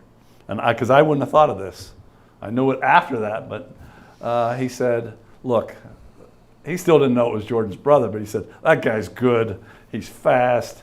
He said, I'm going to pick him up on the other side of midcourt. And I'm going to get right on him. And he's probably going to go by me every time. But my promise to you is I'll run as hard as I can to stay on his side. And I'm going to need your help. Now, the first time, Jordan came in, and about the top of the key where my brother picked him up, he beat him one dribble dunk, he scores. But now my brother picks him up. I hate when that happens. Me too. That's why I don't guard those guys. Yeah. So when he picked him up high, we had time to adjust and to help out as a team, whereas the first time we didn't have that chance. And what usually happens on almost every basketball court in the country, if one guy's doing all the shooting, the other four guys start standing around. I got to admit, this would have been tough if the rest of our guys were cutting hard and screening hard, but it's pretty easy to help if your guy's just standing there. That's what happened. And because of my brother's smarts, now the whole dynamic changed. At the beginning, it was Jordan, the big star. Now, yeah, bring him here, because you know you have help here and help there. And we have all this time, and our men were standing around, and we ended up just starting to kick his butt. And he ended up getting so frustrated, he threw the ball, yelled at the ref, got 2 technicals, and got thrown out of the gym. Wow. Yeah. That's frustration. That is frustration. And that's because of your brother. Because he knew what to do. What to do. So, yeah, the coaching lesson, if you're playing against someone real good, don't give him a lot of time and space because he's going to kill you. You're better off trying to take that away, and even if he goes around you, you got to help out. Did he learn that from Vic Bubas? I don't know where he learned it. I really don't. And I didn't know it, and neither did any of the rest of us. And like I said, we all played college ball. We weren't like idiots, but apparently we were. He was advanced. Certainly he more was than on us. another level. But yeah, we stayed undefeated in that league that year and the next year too, because Larry never came back. Well, who was playing softball? Okay, this is one more story I'm going to tell you about just my brother's focus. Once again, we're adults. And okay, we won all our basketball games because we were all former college basketball players. We were not former baseball players. So the same group played softball, but we weren't nearly as good. We were okay, but we were certainly not at the top of the class. So we had a good time. We competed. This is where? In Charlotte. This is still in Charlotte. Like an adult league? Yeah. Okay. Yep. They have real nice leagues down there, and the fields are all lit up, and it was a very enjoyable place to play. I always think when I tell a softball story, I think about your brother, because your brother running those leagues and doing all that stuff. They didn't run them as well as he did, but like I said, it was pretty. They ran it pretty well in Charlotte, and we had a good time. But I don't think my brother. I think he played baseball like in junior high, and then he gave it up for basketball. We start playing in this league. I organized the team, and he's my brother. You want to play? Yeah. He was just horrible. We put him in the outfield, and he didn't judge a fly very well. And it was like, you're an old baseball player. If you have someone really bad, you think, please don't hit it to him. Please don't hit it to him. But that was the first year. He kept working at it. Like He's in his 30s, and he's telling me, hey, come on, hit me some fly balls. Just on a regular day. And I'm thinking, what? And we would do it, and before the game, he would come out to the field and say, hey, someone hit me some fly balls. I want to see how the angle goes here and what the lights are like. He turned out, in a couple of years, he turned out to be our most reliable outfielder. And that just doesn't happen with people in their 30s working hard to improve in a game of softball. But that's where you see why he was head and shoulders above most in basketball, because that's just how he lived his life. If he was going to do something, he was going to put everything into it and think about it and practice it until he was okay at it. I'm not saying he turned into a great softball player, but like I said, he went from by far our worst outfielder to our most dependable one. Just pretty amazing in someone's 30s that they would work at it like I that. agree. I guess he just did not want to be inadequate, and I'm sure he could realize he wasn't doing so well initially. He knew, yeah. You know when you're not doing well, and I guess that was not in his cards.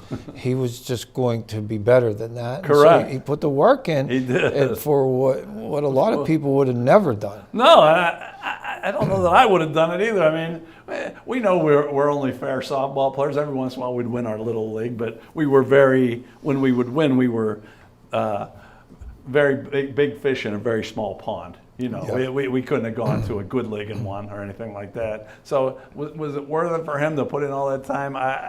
To him it was. You know, Dave, in World War II, some of the Americans cracked the Germans' code, and that was one of the turning points in the war. Dick Devenzio had a code of his own, and I'd like you to explain what that is. Okay. Wow. This is not a podcast. This is television, Dave. I've been talking about this, and I didn't know where you were going with that one. I was just saying, I'm a history buff. I want to hear about this. It's like throwing a pass around your back, Yeah. there, buddy. That's what it is. But if you've never seen a behind the back pass come, you're probably going to miss it the That's first right. time. You better pay attention. I do have to pay attention. Yeah. Yes, he did this, once again, this is just him thinking, and most of our viewers probably don't even know what a person-to-person call is or was. So you can explain that to them. Okay. Back in the day, when you had to pay for phone calls, and it Long distance. It depended on what time you called. Yeah. Like Saturday was way cheaper than, and then after 11 o'clock was Right. cheap at 11 at night. Right. But anyway, there was something called person to person, and you would have to go through the operator. You have to dial the operator and tell her the number you were calling. But it was only if you wanted to talk to Lee Adams, you had to answer. So if your mother or father answered, hey, is Lee there? No. But they could say, well, he's not here, but he's at this number. My brother devised this system. My brother's playing at Duke, but we don't have any money, and he's getting his full scholarship, but they didn't pay. They didn't have NIL back then, so he's not getting any money. So he'd be very interested in how I did, because I was his brother, and my father was his father and my coach also. So now we're at North Allegheny playing. But what we did, the code cracker, we would say no. He would ask for Dave Devenzio, and sometime I'd even answer. And I'd say, no, he's not here. And then it would be 2 was a win, 3 was a loss. So we'll say he's at number 275. That means we scored. We won. We had 75 points. 275, 67. The other team had 67, and hopefully 23, because that's how many points I scored. It would be bad if it was 75, 67, 08. That means I only had 8 points. But it was the first number was win or lose. The next 2 numbers were our score. Next 2 numbers was the opposing team's score, and the last 2 numbers was my point total for the day. So your brother devised this code like the Americans did to crack the code of the German submarines. He did. Unfortunately, the results weren't quite as good. I think we saved $10, but back then we needed that. So Well, we saved the country. so some people crack a code to save the country, and others to save $10. But either way, it's saving something. Cracking codes is cracking codes. Exactly. Not everybody can crack a code. And I always thought maybe the operators would get suspicious, but we used that for a couple of years. So You got away with it. we did. We You did. saved big money. So Dick was his final three. That short list you shared with us was UCLA, John Wooden, North Carolina with Dean Smith, and Duke with Vic Bubas, right? And so going to North Carolina, obviously you're removed from UCLA because we're on the other side of the coast. But you're now neighbors with Dean Smith.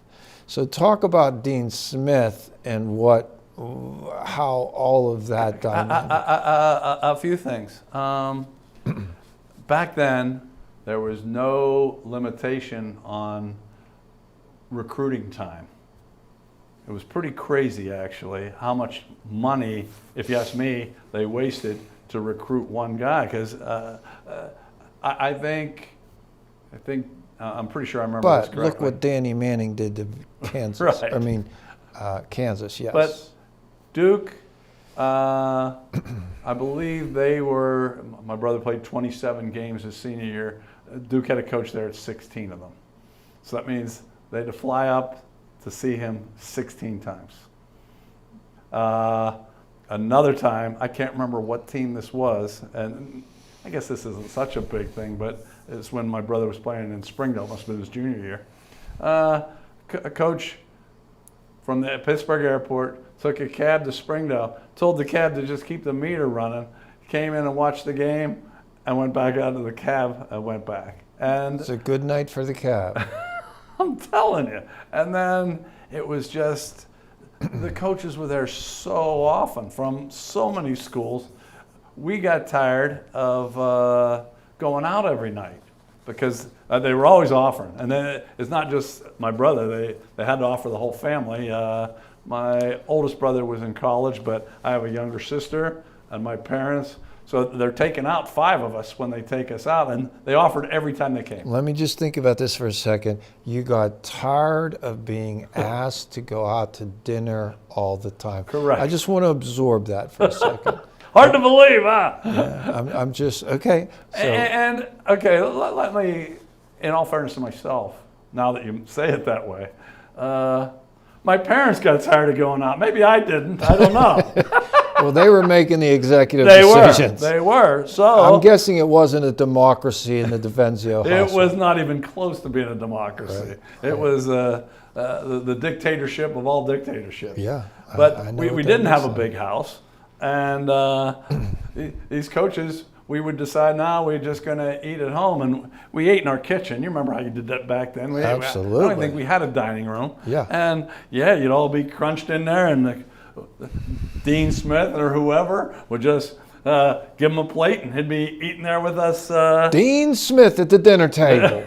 Exactly. John Wooden at the dinner table. Now, John, I don't think stayed for dinner because that's what screwed me. I came back from, I was going out to play hoops. That's the only thing I'll give credit for myself. I did go out and play hoops, but when I came back, he was gone. I thought he would still probably be there, but he was not. Now, okay, I got off on a little tangent there. We were talking about...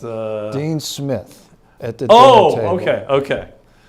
When my brother made his decision, the North Carolina coaches, Dean Smith in particular, became so close with my brother and it's funny, just off the air we were talking about in some families you're not supposed to cry.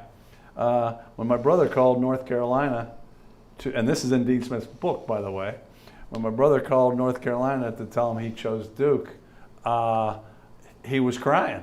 And Dean Smith at the time said, we got to do something about this recruiting process because it's not designed for people to feel real bad that they're choosing a real good school, you know, even though he wasn't on that end of the decision. So that made Dean Smith's book. That made Dean Smith's book. Wow.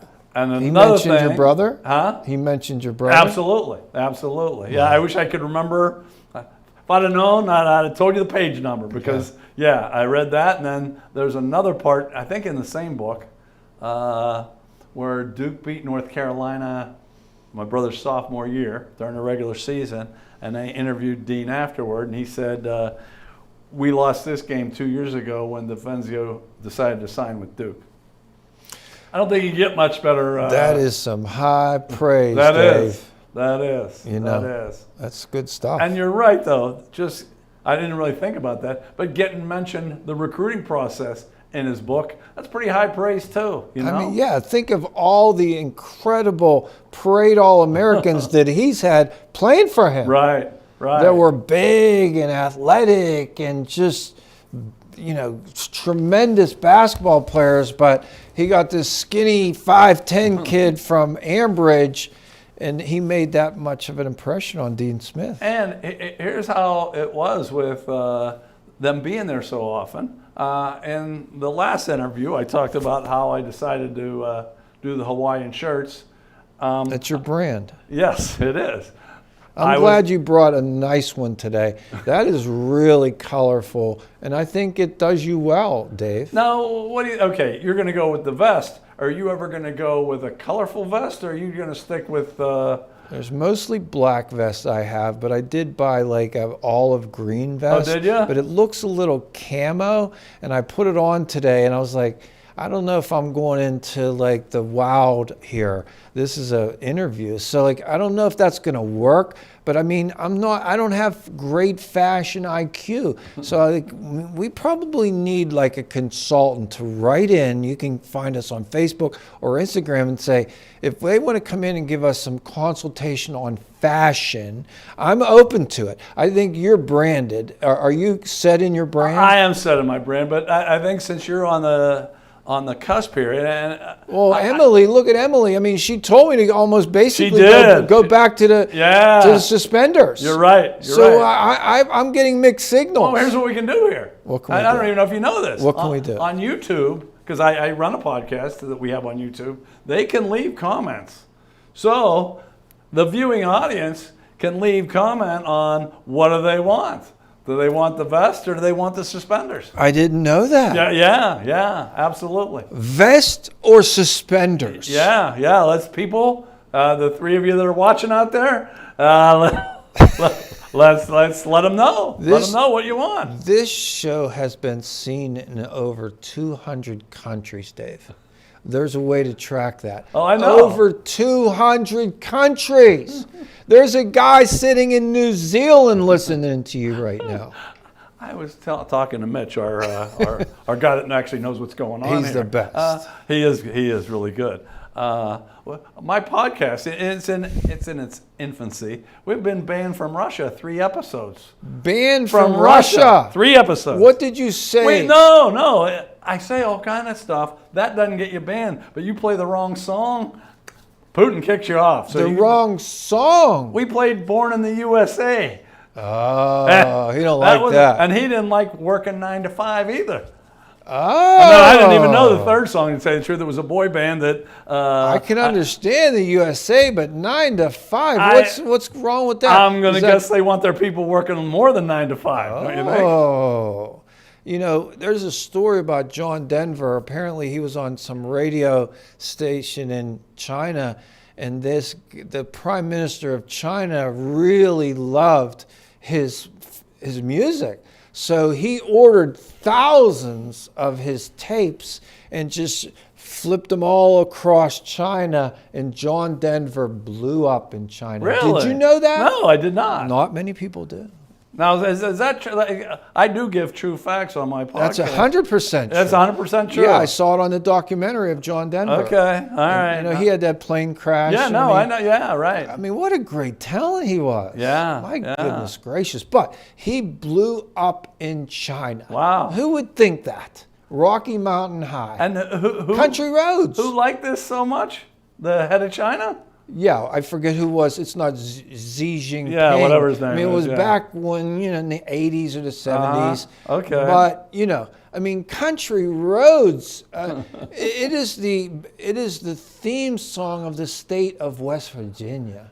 They love it. Which is understandable, but I can't understand where the attraction for those Chinese people would be on that song. But who am I to say? Well, listen, the Prime Minister loved it, so these radio stations are only going to get what he wants them to get. And so he basically force-fed the Chinese people John Denver. And so that's what they were getting. It's sort of like when you're growing up, Dave, and you're sitting at the dinner table and your mother throws some meatloaf and mashed potatoes down. There's no alternative here, folks. That's what you have to eat. So you eat that or you go hungry. So this was the music that China listened to, and they became big John Denver fans. Okay, now can I give? Now there's billions of people that live there, Dave. I know. 2 billion. We're only at 300 and some million. Can I give one Sure. foreign music fact? Sure. Can I? Yeah. Okay. In New Zealand, they have something they call siren battles. And it's people playing the most annoying music on speakers on their phone or on their bicycles to annoy the people of the town. It's young people. Dave, what's the number on that? That's 60. That's 60 right there. That means Yeah. we're at 60? Yeah, I think so, yeah. Okay. Okay. Mitch, he's on it. So anyway, in New Zealand, they have these siren battles, and they want to be as annoying as they can. So they play Celine Dion because her voice is very soprano with no bass at all, and they fire these Celine Dion songs on there. So what John Denver was to China is the exact non-correlational to Celine Dion in this little town in New Zealand because they can't stand her. You know, this comes up 2 stories I have out of this now. So Okay. when my kids, I have 2 kids, my daughter and my son, and when they were young, they would be in the back seat, and they didn't have iPads and all this movies you go on a trip, right? And they're starting to annoy each other, and it's hard to be 6 hours in a car. So my kids, they were good kids, but they would just annoy each other sometimes, being kids. And so that would annoy me because I'm driving and I'm hearing this stuff in the back. So you know what I did? I turned on the opera and I turned it up. The more annoying they got, the louder it got. So that was my one little They do that with technique. prisoners too, some places. Do they really? I didn't. Yeah, they do. I have to admit, my kids, I was raised old school, sort of like your dad was. Sure. There was no democracy Right. in your home. Right. There was no democracy. Like what he said was the way it was. And consequently, my kids got a little bit of that themselves because that's what I knew. But we made it a little kinder, gentler. Sure. But still, they knew who was the boss. Yeah, right. Whatever that means. That means they probably quieted down every time you turned opera on, right? Yeah, they didn't. I think they have a negative association. Must have to been like opera. Pavlov's dogs. You taught them to have a pattern response like that. It's really true. It's really true. So, I don't know how we go to John Denver in China, but we got there. That was you, by the way. That was me. But what do you talk about in your podcast? What goes on there? We stay away from religion and we stay away from politics. That's pretty smart. I think so. It's one of the smarter things I do. So we stay away from those two. And believe it or not, we don't do much sports, even though I'm a huge sports fan. I've had Steelers season tickets since the mid-'80s. I had Pirates season tickets. I have Penguin season But tickets. Matt Canada was fired. He was. What do you think about that? I think the Steelers are not very imaginative offensively, and I think that they don't have the greatest personnel to work with. That's what I'm afraid. Like I said, I hope I'm wrong here. I'm afraid we're still not going to see that big of an improvement. Right, or are they going to open up the middle of the field, and are they going to take the training wheels off of Kenny Pickett and let him, Right. let it loose? Are they going to let him do that? That's a high risk, high reward proposition. Exactly. It could go very bad, or maybe he could surprise people. Or does he have the arm to do that? That's the question. Yeah, I don't know. I don't. So we all want him to succeed. we right? do. But now we'll all have our fingers crossed because we've been blaming the same guy for 2 years, and we're not positive. You're never positive whose fault it really is, you know. But you can't make chicken soup out of chicken feathers, Dave. I think we discussed that once, didn't we? We did. I think we did. But I think we, being in sports our whole lives, get that. I Sure. mean, there's this really great, these people think this guy's this really great coach, but a little bit depends, more than a little bit depends on what he has on the field or the floor. Absolutely. Right? Absolutely. Right. You know, my father, I think he's in 6 or 7 Hall of Fames, and he would always tell that to me. He said, coaches are a dime a dozen, you need players. And I always thought, nah, you seem to win everywhere. But then he had a couple of bad teams in his day, and then you start thinking, yeah, there's something to this whole. And then once you start coaching, you realize, yeah, that's a pretty big, important part of the equation. I was coaching my son and my daughter at youth soccer, and my daughter's team was undefeated, and my son's team did not have a win. And so what was the difference? I mean, this is the coach. Exactly. Exactly. So that's yeah, and I've had that same thing where you're at a school one year and you do great, and then the next year you do lousy. And did they think I forgot everything? No, these guys just weren't as good. Right. You know, what are you going to do? So what I want to talk about is that I get the ACC channel. And I love the ACC channel. I get it also. I get the SEC channel, the Big Ten channel, and the ACC channel. And I really enjoy the ACC channel. I mean, Pitt is in it, so I'm a big Pitt fan, right? So, but one of the things that I think, one of the my most favorite things of the ACC channel is they do a huge documentary of the ACC tournament over the years. And they really go way back to the early years of the ACC. And that's why I knew who Vic Bubas was, because he is featured in, you know, some of the episodes, because it was that Duke, North Carolina thing, which was a lot of the big battles down there. But then you had Wake Forest, and then you had Virginia winning one year, and Lefty Driesell in Maryland. I mean, these are great basketball names and celebrities here. Absolutely. And so it kind of mesmerizes me, because I know all these names, and to just see how the pieces of the puzzle came together each year, where Duke was behind and then they came back and won, and then Phil Ford was there, and Dean Smith went in, which I hated when he went to that spread. Four corners, corner. I hated it, and I really was hoping that they would go to a shot clock. But this is a long way around the fact that I want you to talk about the ACC tournament and Dick and what your and his experiences were. It was, for me, just the best thing. Like, okay, I went, like I said, he wasn't allowed to play as a freshman. So he played sophomore, junior, senior.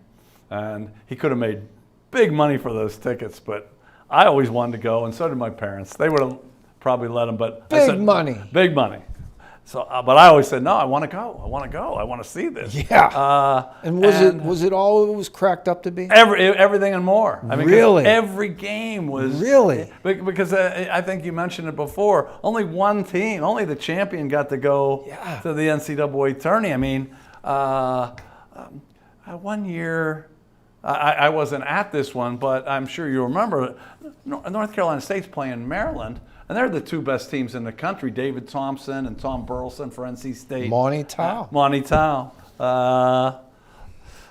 I played with those guys one summer. Did you? Yeah. David Thompson was a Skywalker. All right, you got time for a quick story? Oh, yeah. Okay. David Thompson story? Yeah.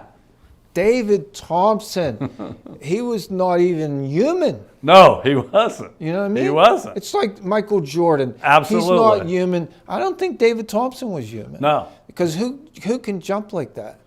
Seriously. Absolutely. Unbelievable. He can do everything. He can do everything. You're right. So, yeah, tell us the story. Okay, I go over. We're running our basketball camp at Meredith Colleges in Raleigh.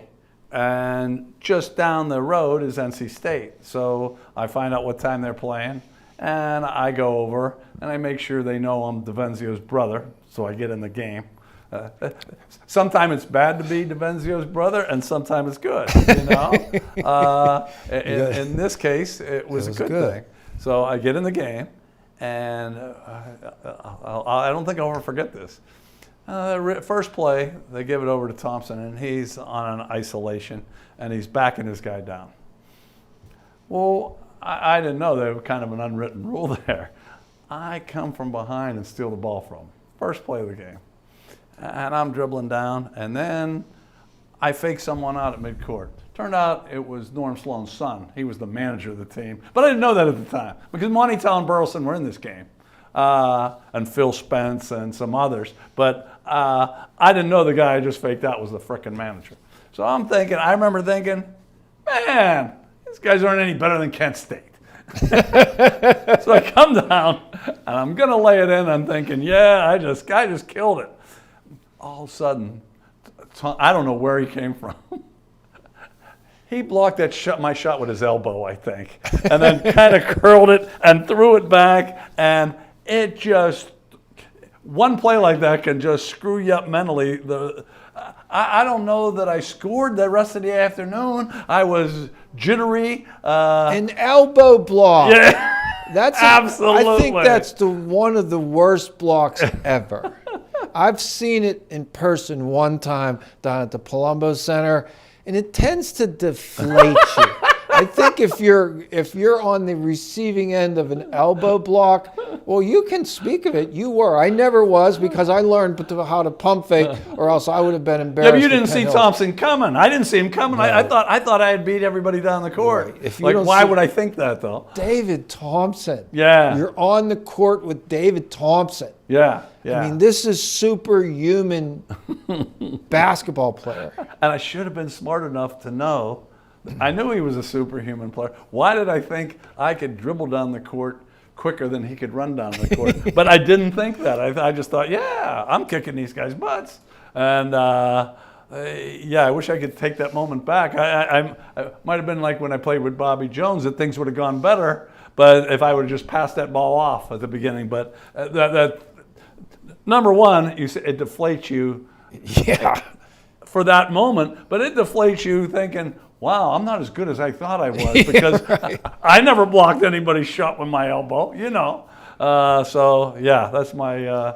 Well, that reminds me of a story. I'm in a state playoff game against Fifth Avenue with what BB was saying, Warner Macklin, Puffy Kennedy, Bill Clark, Sam Clancy.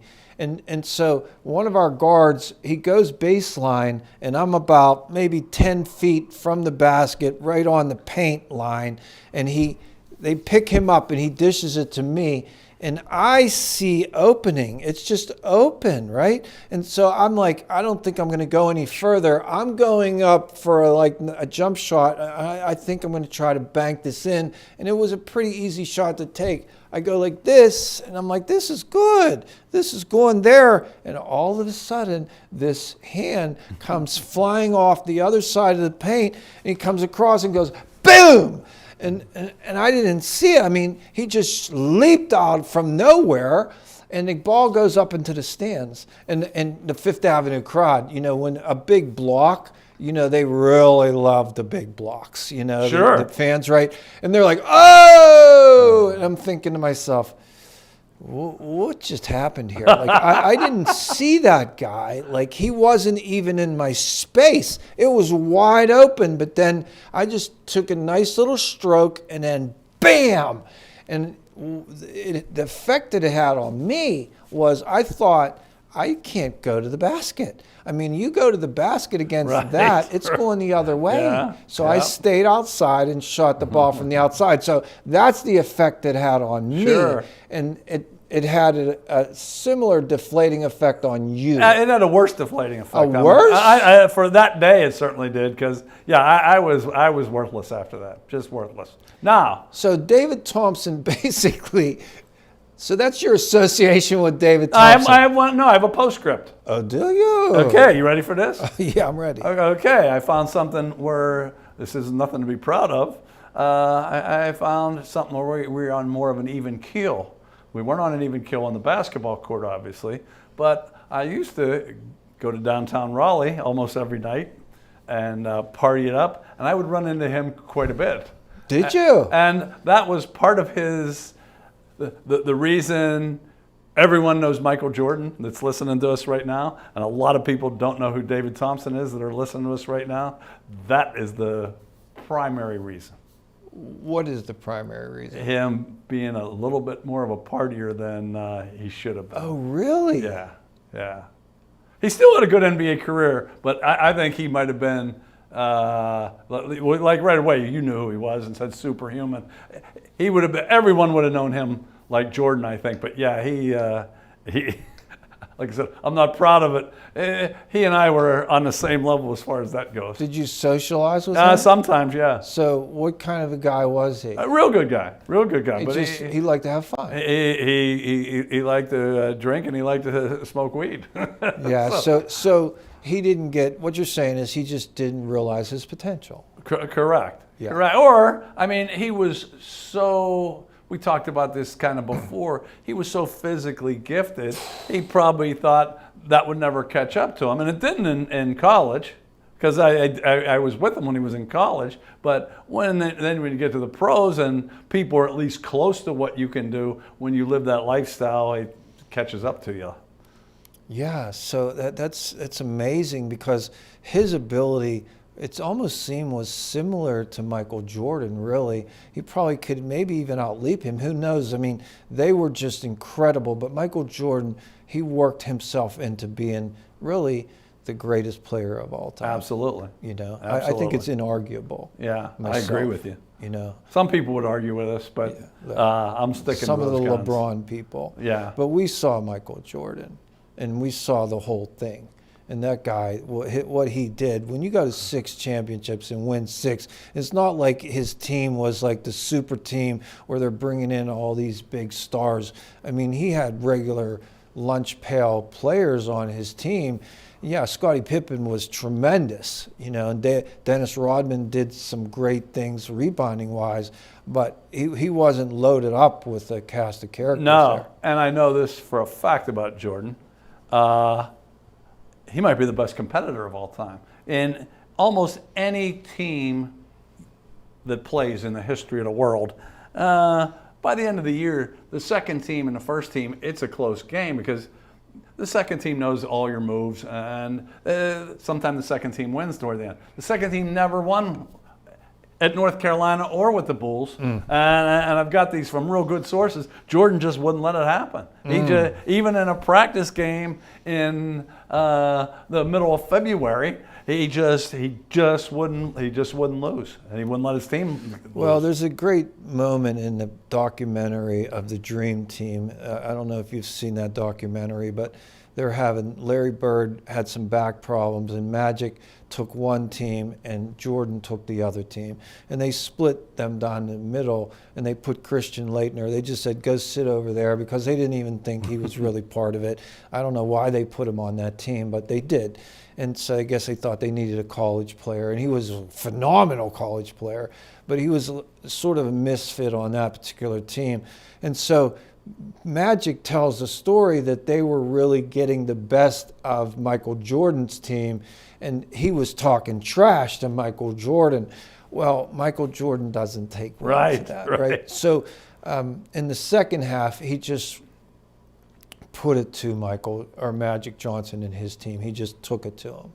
And so Larry Bird and Magic Johnson were sitting back in some room afterwards. Through the locker room, they were going up to play cards, and Michael Jordan walks up and sees the both of them and looks at them and said, hey, there's a new sheriff in town. and Magic tells his story so great, and so he walks by and he goes, I did this to Larry. I go, he's not lying. He's not lying. And I mean, and they knew, like, they passed the torch to him, and he just became what he became, which was incredible. But he was down in North Carolina. Was he there? Well, no, he was after Dick, right? Yeah. But speaking of the Dream Team, their coach was Chuck Daly. He was a Duke assistant when my brother was there. Really? Yeah, the first 2 years. Wow. And then he got upset that he didn't get that head job, so he got out of there. And then I guess this is one of my claims to fame. The head of the dream team, the coach of the dream team, he recruited me because he was at University of Pennsylvania. And I said, I don't think so. So he thought you were a dream, one of the dreams. I think more of a nightmare, but I love that self-deprecating humor, Dave. well, sometimes you got to look at the facts, Yeah, it's best. I couldn't fill out the application to go to Penn, let alone I had pretty good grades, so those schools all looked at me and recruited me, but I don't think I'd have lasted too long. That's serious. Yeah, you have serious. to be. That's Ivy League. It is. Yeah. That's the Ivy League. So your brother Dick, he wrote books. Like, what was his? Why did he do all that? His main thing, like I said, he was way more than a basketball player. He wanted to be a real novelist, not a basketball writer. But to write a real novel, he wrote a few and turned them in, and they just get turned down. Whereas he wrote basketball books, and he published his own, which was kind of. He always did have guts like that to do the kind of thing. I don't think my brother ever really had a real job. Like, I mean, yes, he ran basketball camps, and that was work. That supported him. Yeah. I mean, the basketball camp, or he actually made some money. The main book, Stuff Good Players Should Know. It's hard to make money on a basketball book. Yeah, I'm sure. But he made money off of that. Did he? He didn't get rich, but and that can be probably still bought. It can. Stuff Good Players Should Know. Good Players Should Know by Dick Devenzio. Right. And we're going to have Mitch. He's going to put up some of the books that you brought here today. Is that one of the books that you brought? No, because that's the best one. Maybe Mitch can find a picture of it. Unfortunately, my house is not too clean. I can only find those ones I brought you. Okay. But no, that is still. This is kind of ironic. We had a phone conversation yesterday, and then I had to go pick up the turkey for my family, and I see some guy that. We're taping this near Thanksgiving. That's right. My bad. That's okay. You can have turkey anytime, right? You can. You're right. Okay. I see a guy that looks familiar that I've seen at basketball games before, and I just went up to him and I said, "Hey, are you a North Allegheny parent? I think I've seen you at some games." And he said, "Yeah, I am." And I introduced myself, and he was not rude, but he only seemed mildly interested. And I thought, "Oh, that's okay, I start walking away, and all of a sudden he says, "Oh, by the way, I used to read your brother's book all the time, and it's still," and he's talking about stuff, he said, "it's still good to this day. It's still applicable." And that was in the meat store yesterday, out of the clear blue of a guy that I didn't know. Sort of blew you off. Yeah. He was like, yeah.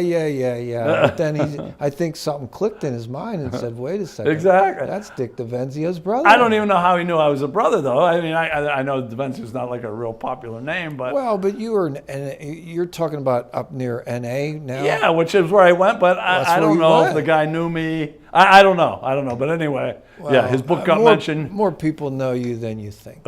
No, I mean that, like as far as Devenzio's. Yeah, you're right. But it's, when my daughter mentioned my name, you didn't drop the orange juice. It wasn't until she said my brother's name. That's by your own testimony. Well, I mean, guilty. I'm guilty. I mean, but your brother is like a god, I mean, B.B. Flannery said it. Yeah. So which surprised you. It did. Right? It did surprise But that's me. a heck of a thing for another parade All-American to say as one of my influences was Dick Devenzio. Yeah, and so last year, I'm coaching in a game and we get beat, and I'm upset, and I didn't even know that I really liked the opposing coach. And after we shake hands, and he said to me, if it wasn't for your brother's book, I don't think I would have stayed in basketball. That's what really gave me my inspiration. Now, how can I be mad at the guy then, It all goes out the window, right? Good guy. And okay, we get one more. You know who Ron Cook is? Yes. The writer for the Yeah, Post-Gazette. absolutely. Well, like I said, I'm a huge sports fan, all sports. And I was reading some of his stuff that I just didn't like. And most of the time you should probably just forget about it. I wrote him a letter and said, you just don't know what you're talking about. This is wrong. I'm not sure you ever played. I laid into him. And I got the basic form letter back. Everyone has their opinion. This was like this would have been in March of 2001. My brother dies in May of 2001. Ron Cook writes an article about my brother. And Ron Cook was from Beaver County, so he was really into my brother's career. I told you I had to go down and run the camp in Texas. And it was going to start in a couple hours. And I'm in the library reading this article Ron Cook wrote about my brother. And tears are just streaming down my face. And then I have to write Ron another letter and said, hey, sorry about that last letter. That was the best article I think I've ever written. And I've seen him several times since. We're good. But yeah, that's why I shouldn't have written that first letter. But just The things we do sometimes that we regret. right. But the main thing isn't my lesson to teach it. My thing was just the effect he had on a lot of people that you don't even know. Yeah, and it's just a shame that he passed away so young. It was, but okay, people are going to remember us. You talked about your hair and me being bald. Everyone's going to remember my brother with a full head of hair and all his teeth and everything like that. Maybe his legacy was better because if he'd have lived to be like we are now, maybe people would think, oh, what's that old man doing, Yeah, no, yeah, you make a point there. No, you also mentioned that he was an advocate for athletes. Why don't you explain what you mean by that? He was really 30 years ahead of his time. He was, I can't even go into all the stuff he did to try to get college athletes more benefits, a stipend, and it was kind of funny that there were all kind of people who hated that back then. And The administration and writers, and I lived with him at this time. This was in the mid '80s, and he was probably on 2 talk shows per day, all around the country, and people would give him all kind of crap about but he just very calmly explained, and like I said, he thought everything out. So he just would go on, and like at first I'd be nervous for him, and by the end I'm thinking, oh, this poor caller, he's just going to tear him apart. Which he has facts in order. All in order, and it was just. And another thing he didn't have an angle, and people don't understand that. They thought he was doing this because he wanted to be the head of the union and he wanted to make the money, and he had no desire to do that. And people that threw them off because he thought, you just want to make money yourself. And he honestly didn't. He honestly, I wouldn't, even though I thought he was right, I wouldn't have done all that work. I just wouldn't have. That's just me. But he did all this work for the benefit of athletes. Just on his own accord because he thought it was a wrong and he tried to right it. What do you think? Why do you think he did that? Because most people don't do that. I don't know. I really a couple like I said, I was living with him in our adult life then, and sometime he'd say, "Do you think I'm right here?" Because we respected each other's opinion. I said, "Yeah, but I wouldn't do all this." And I don't know. Like you're right. Most people are not like that. Some people are like that, and they just if they see a wrong, they try to right it. And does that make me a bad guy, or most of us a bad guy? I don't know. Probably a little bit, but to me, it just wasn't that important. But it was to him. Yeah, well, he was ahead of his time.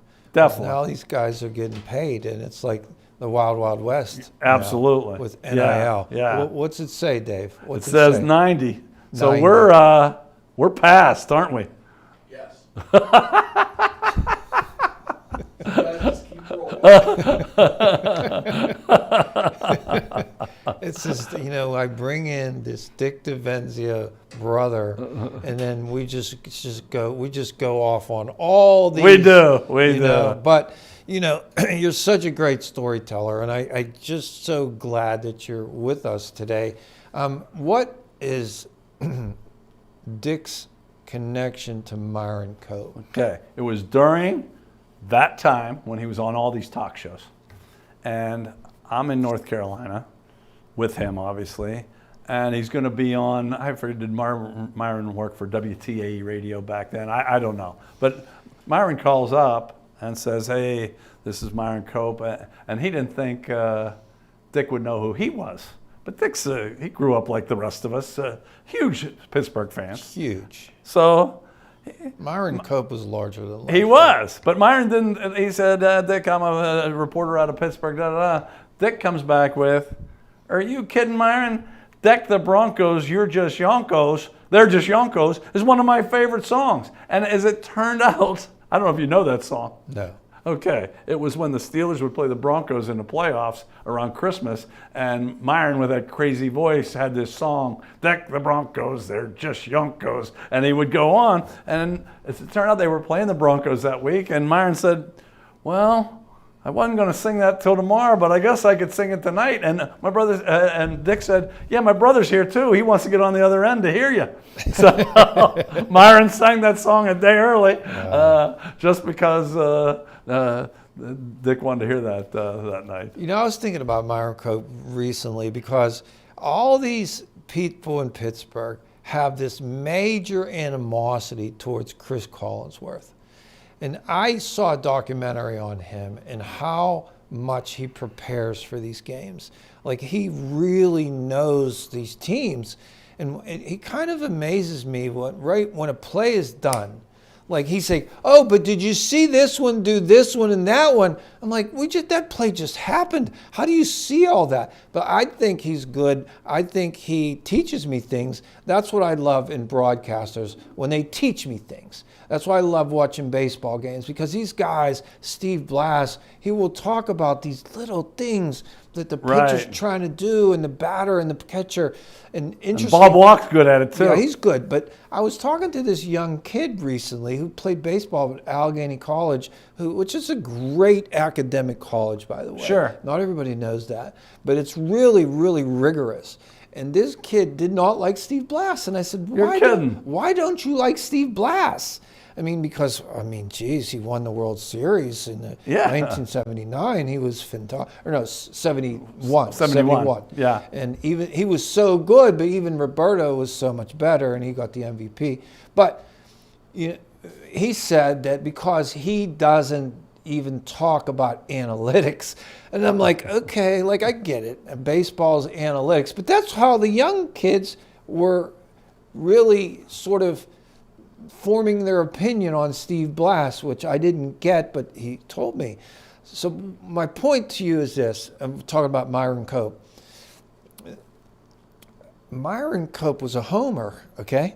He did not really give an objective narration of the game. If the ref made a call against us, Jesus, the guy called holding on that. It was a beautiful pass down the middle.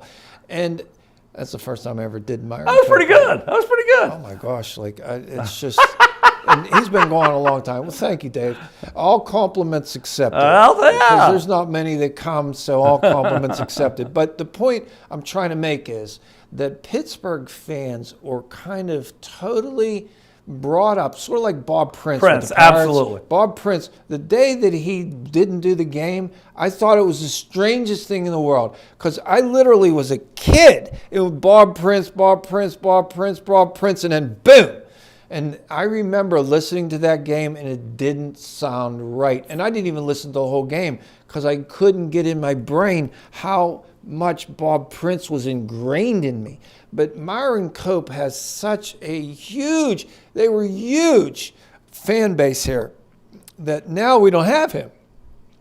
And so you get these Chris Collinsworth and these national broadcasters that come in and do the Steeler games, and they're going down the road and they're being objective. And these Pittsburgh fans don't like that. I hate to say this, but I agree with you 100%. Do you really? I think Collinsworth is great, but you're right, the Yinzers, and I'm even a Yinzer, but they just can't look at it. Someone looking at it objectively, Yeah. you know? And it's the refs' fault. The refs are jobbing us. I'm like, come on, man. Like, the refs do it for both sides. They definitely do that. And these people don't know. I was a broadcaster 1 year. And For what's that? who? For who? Wofford University. Oh, my financial advisor went to Wofford. Really? Yeah. The Fighting Terriers. Yeah. They got into big dance a couple times. Yeah, they weren't as good as when I was there, but no, it's way harder than you think it is to be an announcer. And everyone thinks, oh yeah, anyone could do that, but it's not easy at all. It's Right. not easy. No, it's not. It's not. And I'm trying to get in touch with Bill Hillgrove because I think he would have some amazing stories. And I'm trying to see if he would come on the show because we had Dick Groat here one day. And a funny story about him, Dick Groat, I mean, let's think Duke University, right? So like Dick Groat played not only, Major League Baseball, but he played in the NBA, right? Right. And he came in this studio right here, and I called him on the phone. And he runs Champion Lakes out, and he ran Right. Champion No, Lakes I know. out in Latrobe, right? So I said, Mr. Groat, I said, this is Lee Adams. I do this television show, da-da-da-da. Would you possibly be interested in being a guest? He's like, yeah, I guess. And I said, well, we're in Upper St. Clair. I said, do you know where Upper St. Clair is? I think I hit a nerve. He goes, yeah, I know where Upper St. Clair is. He goes, I'm from Pittsburgh. I'm like, oh, like he just kind of laid into me a little bit. But, I just think, what's the movie, Grumpy Old Men? Yeah. Some people get that way when they get older, right? So he got a little grumpy on me. And so I next thing I know, he's walking in the studio right after he just kind of unloaded on me a little bit. And I'm sitting there. And I actually didn't prepare a lot for that because I just kind of knew a lot of, I got some basic stuff. And then I just thought, let's just go with this. And we got him going, and man, did he open up like a butterfly. And he just gave us some really great stories about playing for the Pirates. And he was so upset when the Pirates let him go or traded him to the Right. Cardinals. Yeah. And he ended up winning a World Series at the Cardinals. I mean, but how great are you when you're the MVP of the National League and winning World Series and you're playing in the NBA? Right. And he told me that Bob Cousy made him look bad the night that he played against him. Actually, you can go on YouTube and watch this. I'm sure. We have me and Dick Groat. And he just has so much love for Pitt and for Bill Hillgrove and Duke. He loves Duke, and he has great words of St. Louis Cardinals. The St. Louis Cardinals treat him like royalty down there, and he has so many good things to say. But did he ever run across your brother? Because they're Duke guys. Oh, absolutely. And then I got one little aside. Me and you might be the only two that ever pissed Dick Groat off. You said you did. I did. I was. Do you know where Upper St. Clair is? I was the golf coach at CCAC, and I took my team up the golf coach. I was took the team up to Champion Lakes, and I decided I wanted to catch some rays out there. The team's out there golfing, so there's nothing for me to do. And I took my shirt off and kind of was laying out on one of his carts, and yeah, he wasn't too happy with me about that. But then I brought up my brother, and we smoothed everything over. So you pulled the Dick Devenzio I card. did pull the Dick Devenzio card. So you Yeah. do that, Yeah, I did. You've done that in your life. I pulled it. That wasn't your first rodeo. I pulled it big time. You pulled it many times. You wanted me to tell you the best one I pulled, and Yeah, I he would wanna even know. been happy about this. And then we probably have to leave at some point, don't we? Poor Mitch, he needs to get dinner. Mitch is the best. He is. This was when my brother died in 2001, and I'm running all those camps all summer long. And we're up in Minnesota, And we always had a late tournament on the last night of the camp because we wanted to keep the kids busy so they didn't go and wreck the dorm. So the tournament's going on, and a janitor comes in, and he says, "Hey, you guys got to leave." I said, "Who said?" He said, "There's a contract." I said, "With who?" He said, "Dick Devenzio." And I knew my brother would be okay with this. I said, "Dick Devenzio, he's dead." And the guy said, "Dead?" I said, "Yeah, he's dead. I don't know what contract you have, but yeah, he's dead." He just walked right out of there, and we continued our tournament. You pulled the Dick Devenzio, even after he was dead. You pulled the Dick Devenzio dead card. I did. How did you feel about that? I felt pretty good because I knew my brother was irreverent enough that he would be happy about that. You felt pretty good. I did feel pretty good. So, I mean, I don't think we talked about this in the last one. Maybe, I don't think we did. So when you got word that you talked about how well he took, Correct. like his death sentence, so to speak. So once it hit you, did it hit you whenever it finally happened, and how did you handle it? Okay, I think, I don't know, you tell me, because you've gone through similar situation. It hit me hard as hell when I found out, and for about, I'd say 4 weeks. And I just woke up every day like it was a death sentence for me. And just, I felt so depressed, da-da-da-da-da. And then one day, he wasn't dead yet. One day, I just snapped out of it. It was almost like magic. Like, I felt okay. Like, I just didn't feel like doing anything. I didn't feel like getting out of bed. And I know a lot of people experience that. I don't know if people experience, and I don't know what, I don't know why, I don't know what came over me, but all of a sudden, yeah, I just felt like, okay, time to move on. And I would like to think that maybe his attitude toward death helped that along a little quicker, but why did it happen that day? I don't know. But yeah, like, so when he actually died, it didn't hurt me so bad like it did when I found out. But how about the rest of your family? Can you speak to them? I thought... It's probably hard because you weren't in their shoes. Right, but I really thought, I was really afraid that it was going to kill my father. Yeah. Because he was getting older, and he and Dick were very close. We were all close, but a little closer. He and Dick were a little closer.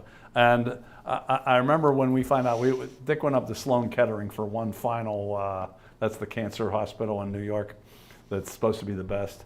For one final, maybe something can be done. Yeah. And found out nothing can be done. Yeah. So my oldest brother calls me and tells me, and I said, I was afraid I was going to be, and we both felt bad. And then he said, "You going to call Dad?" I said, "Why is that on me?" I said, "I think that should be your job. You're the old brother." He's the oldest. Yeah, but it got laid on me, and I thought that was going to be the worst call, but I guess I'm still hoping to gain wisdom as I age. My father must have already gained it because he felt bad, but he took it way better. He was prepared. He was. And like I said, I think, I don't know the best way to die, but having some time to say goodbye, to me it seemed like maybe that was the best way. Yeah, I'm going to share a story with you because we just have such an open conversation going here. You knew my brother Eddie Adams, and he was a really big-time baseball player. He had major league power and played high-level Division I baseball at the University of South Carolina, and really had the ability to play Major League Baseball, but injuries and so forth just ended that. But he could have played, right? And so he had some difficulties in his life, and he passed away in his 50s, similar to your brother, right? So we both lost brothers. Right. We both lost brothers. And so my father, when I was young, he didn't want us to cry. And when I was in a Little League game and I cried because I missed a fly ball, he just got on me and he's like, "You don't cry, boy." And it just had such a profound effect on me. I just didn't know Like that was all I learned about, is about crying. You got to be tough. You got to be a boy. I mean, he was a Pittsburgh policeman. He was tough. He wanted his boys to be tough. Right. He took us down to get boxing lessons because he wanted us to be tough, right? And so consequently, my kids really never got to see me get very emotional, right? And so, I had gone to some counseling, a while back, and the counselor said to me, it takes strength to be vulnerable. And I looked at her and I said, what are you talking about? And she goes, what do you mean? What am I talking about? I go, well, my father told me that like you boys don't cry. We don't show our emotions. We're tough. We have to be strong. We're the men. A man has to protect his family and be good. And she goes, well, God bless your father, but that's what he was taught. He goes, but that's not what's right. And I said, well, then what's right? And she goes, it takes strength to be vulnerable. And they have a term called cognitive dissonance. And that means like you believe something your whole life, and then someone tells you completely the opposite. Right. And that's what she was doing to me. Like I thought for sure a boy turns into a man and he's the protector and he's there and he's just stoic. That's just how I was raised, right? And so she taught me this and really turned my belief completely upside down. And now I feel empowered to allow my emotions to come out because it's okay. And actually it's healing to do Absolutely. that, right? And I didn't know that. I kept it in the whole time, but now at least it's better late than never, right?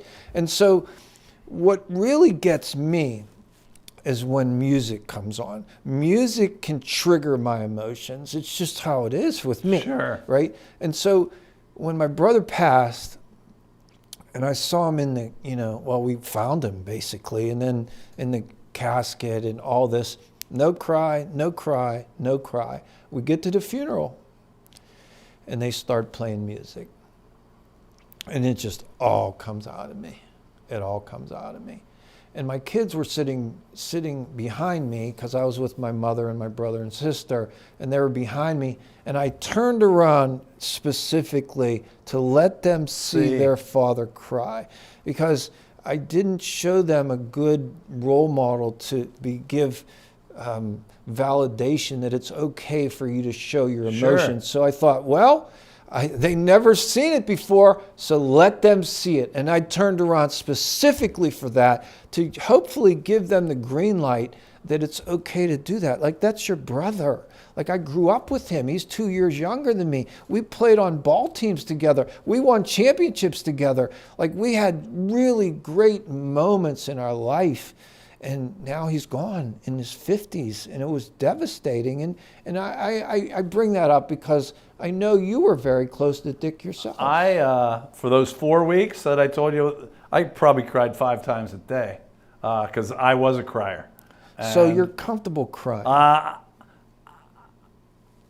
I wouldn't say necessarily comfortable, but I can't help it. I mean, okay, so it just... And where do you get the green light for that? Was that your household, the culture you grew up in? Because your dad he ruled with an iron fist. He did, but my mother cried, and it wasn't. I think I mentioned this to you before. It wasn't frowned upon. It wasn't like where your father pushed it into you. You couldn't do that. Yeah. I don't know that they were happy when I was crying, but nothing was ever said when I cried before. So definitely when my brother, that's probably the most I ever cried. Yeah. Yeah. I would think, because he was, to a lot of people, he was larger than life. Whenever you hear B.B. Flannery say this, like he was a huge influence on his life. B.B. Flannery, like for a lot of people, he's larger than life. Absolutely. Imagine what people think of him in New Kensington. Yeah. It's just, that guy could play. For real. And like we said, he could play, but the other part of his life, he's an even better person. Yeah. And he got emotional on this set right here with me, and God bless him, it's really a healing thing to be able to do that. And I think you know, with Kevin Love and some of the other people, Michael Phelps and the gymnast, forget her name, but they have brought mental health to the forefront. Right. That it's actually okay. I mean, back in the day, everybody would want to sweep that under the Sure, rug, you know. sure. But you know, depression and anxiety are the two largest issues that any of these colleges deal with. If you talk to anybody at any of the counseling centers, and I have a master's in counseling, they will tell you that the top two issues in any college on the land are depression and anxiety. And one's a little more than the other, and the other one comes a little more, and it's sort of that kind of a game. And these are disorders, mental disorders that people don't ask for. Like, you have those. Sure. And some are worse than others, but this is what they're dealing with on college campuses because there's a lot of pressure for the students, just like your daughter was talking about St. Clair. Yeah. I mean, those kids are under some pressure. I mean, they are expected to do well. And when they don't do well, you know, it's tough to handle. Sure. Right? Yeah. And so, anyway, I'm glad to talk about this with you because your brother, I go back to him being an advocate for these athletes, you know, at a time when it was not popular to stand up for athletes, because I think people would just used to look and say, what are you talking about? They're getting a whole college paid for. Right. You know, but Dick Devenzio was ahead of his time. Definitely. Because you got guys coming out of the inner city that don't have a nickel to plug together with anything. And their parents are just trying to put food on the table. And you walk in and you got people living the big life and they're just making money for the whole college and they're giving them nothing. Exactly. And so Dick Devenzio, God bless him for doing that against people coming at him. I give him a lot of credit. Yeah, Dave. absolutely. Right? He had his own mind, and if people were naysayers or all the outside noise, as we want to call it, it didn't deter him at all, like it does most of us. It's just so admirable, you know, that he just had so many really great qualities as a human being outside of the greatness on the court. And that really is the part that people don't know. Right. Like you Right. know. And that's one of why we're doing this today, really. But what was the significance of the interview in Utica? Okay. He was doing another one of these talk shows in Utica. I happened to be up in that area to see somebody, and I said, hey, I'm going to be there. The talk show was on Sunday, and I said, I'm going to be there. He said, grab a Utica Sunday paper and read me some stuff that goes on. So I gave him some instances of someone that won a game or someone that came through some adversity, and I gave him like 5 things. He worked them all. I'm listening to the talk show. He worked them all in. They were talking about player advocacy, but he worked all 5 of those stories into what he was saying. That's how good he was at that kind of thing. And kind of like you did in the interview. What did you ask me? I don't even remember anymore. The Germans cracking the code. Yeah, the code. Kind of like that. He worked all those things in. Look that up. And go home and look that up. I'm with you. But me and the girl I was with, we're laughing our butt off, and the announcer didn't seem to think that was strange that a guy from North Carolina knows all these things about Utica, but we enjoyed it anyway. That's great. That's really great. I thought so. No, it's been so fun to learn about your brother and your life and your family because I think it was at a time where they just started to televise high school basketball games. And it wasn't that, I don't think that happened before. Like No. with the televisions were just coming out, the black and whites, and not even color, you know. And, you know, then we got to color, but, you know, it was that fuzzy, you know, it depended upon how the antenna was, how clear and what it was. But that's when, if kids were young and they loved basketball and they could see a high school basketball game on television, and these are the best of the best, they're in finals, like then these guys become sort of like big figures to kids like me. And we got to be friends with Chili Billy Cardilli, because he was the announcer. Remember that? Chili Billy Cardilli. That's a legend in himself right there. He certainly was. Yeah, I was more impressed to meet him than almost all those coaches. Because that Chiller Theater. Of course, I want to meet Chili Billy. Yeah, and so I want you to plug your podcast. Okay. Podcast. What's it called? It's called Pittsburgh Dive Bar Talk, but Pittsburgh is PGH, and you can watch it. You're probably watching this on YouTube, and that's where we are. So you just PGH Dive Bar Talk, and it'll come up. We've done several episodes. This week we'll be making number 27, I think. We don't talk religion, we don't talk politics, and we don't even talk that much sports, believe it or not, because that's so many places you can hear that stuff. What do you talk about? We find stuff. Do you? Yeah, we do facts, weird facts, kind of like you telling me about John Denver.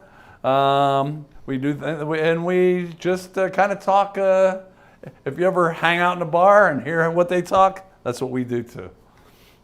And we're having a good time doing it, and hopefully tune in one time. And if it's not for everybody, but you might enjoy it. How do you find a podcast? I don't even know where people find these things. A guy asked me to, when he asked me to do this a while back, I didn't know what one was.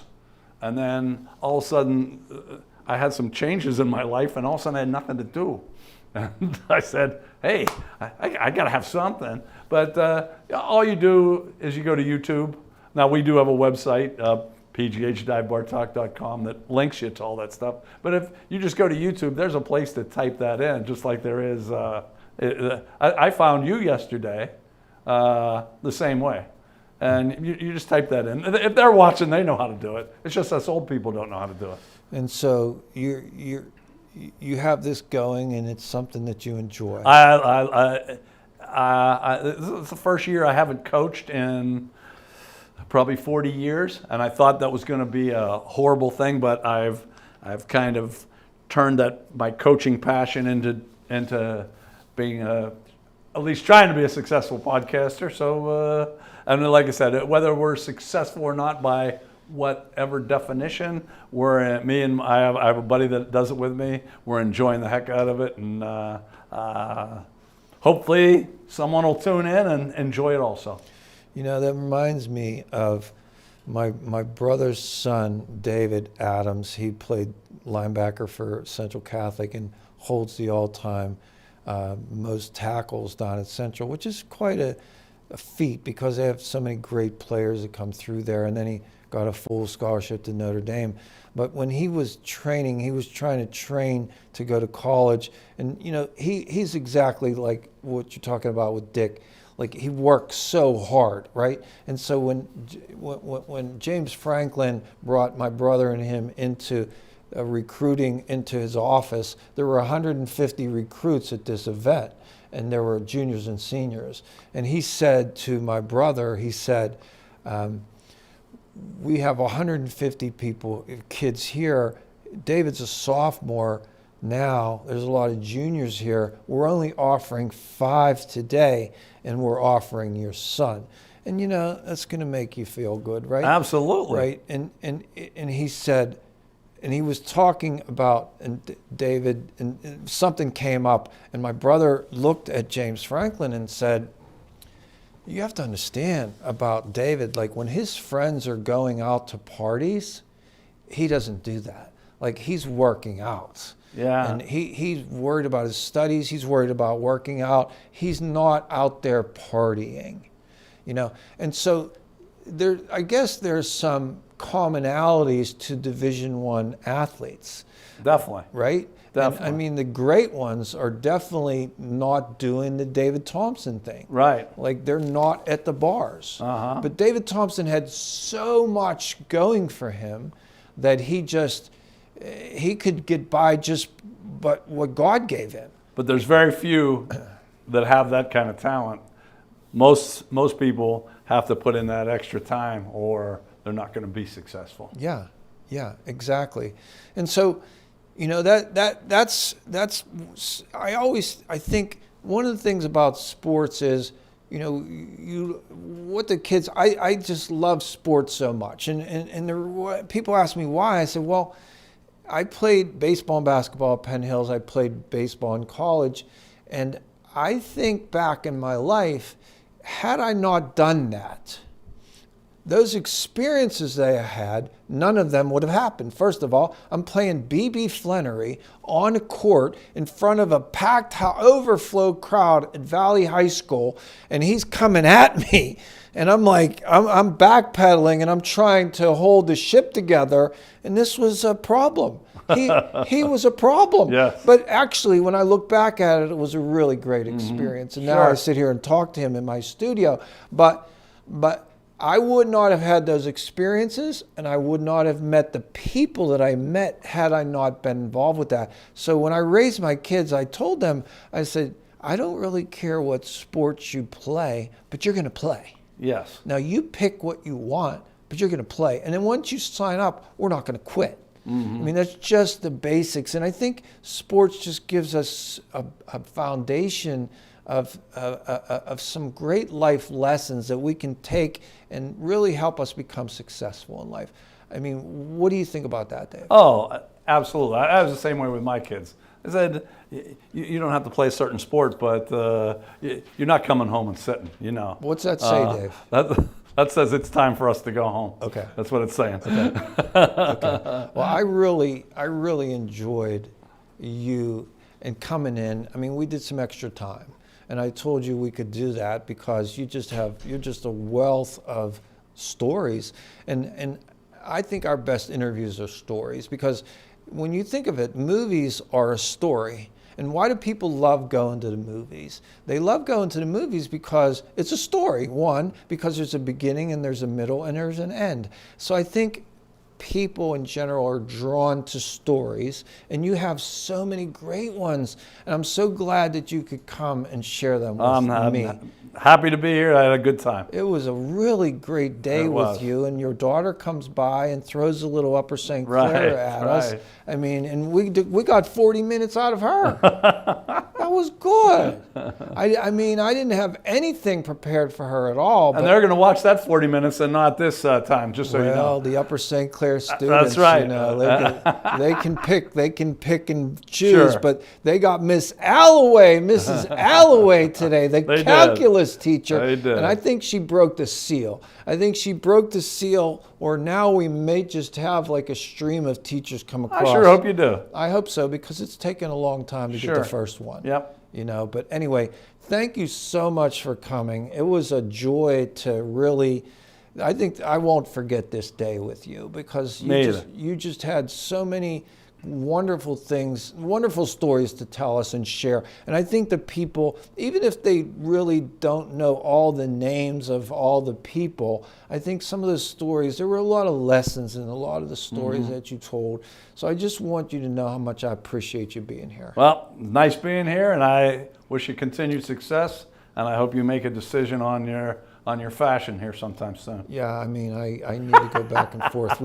It's suspenders or vest. So that's a nice thing when you only have one thing. You don't have to make that vest. decision anymore. You're the Hawaiian guy. That's your brand. I just pivoted on my brand, but I got another signal from your daughter saying maybe I need to go back.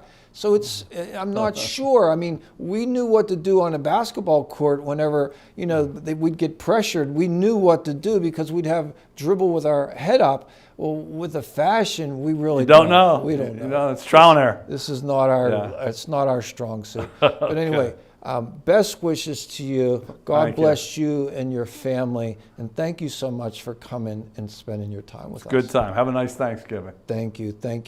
And I hope you enjoyed our show. Dave Devenzio of the Devenzio family.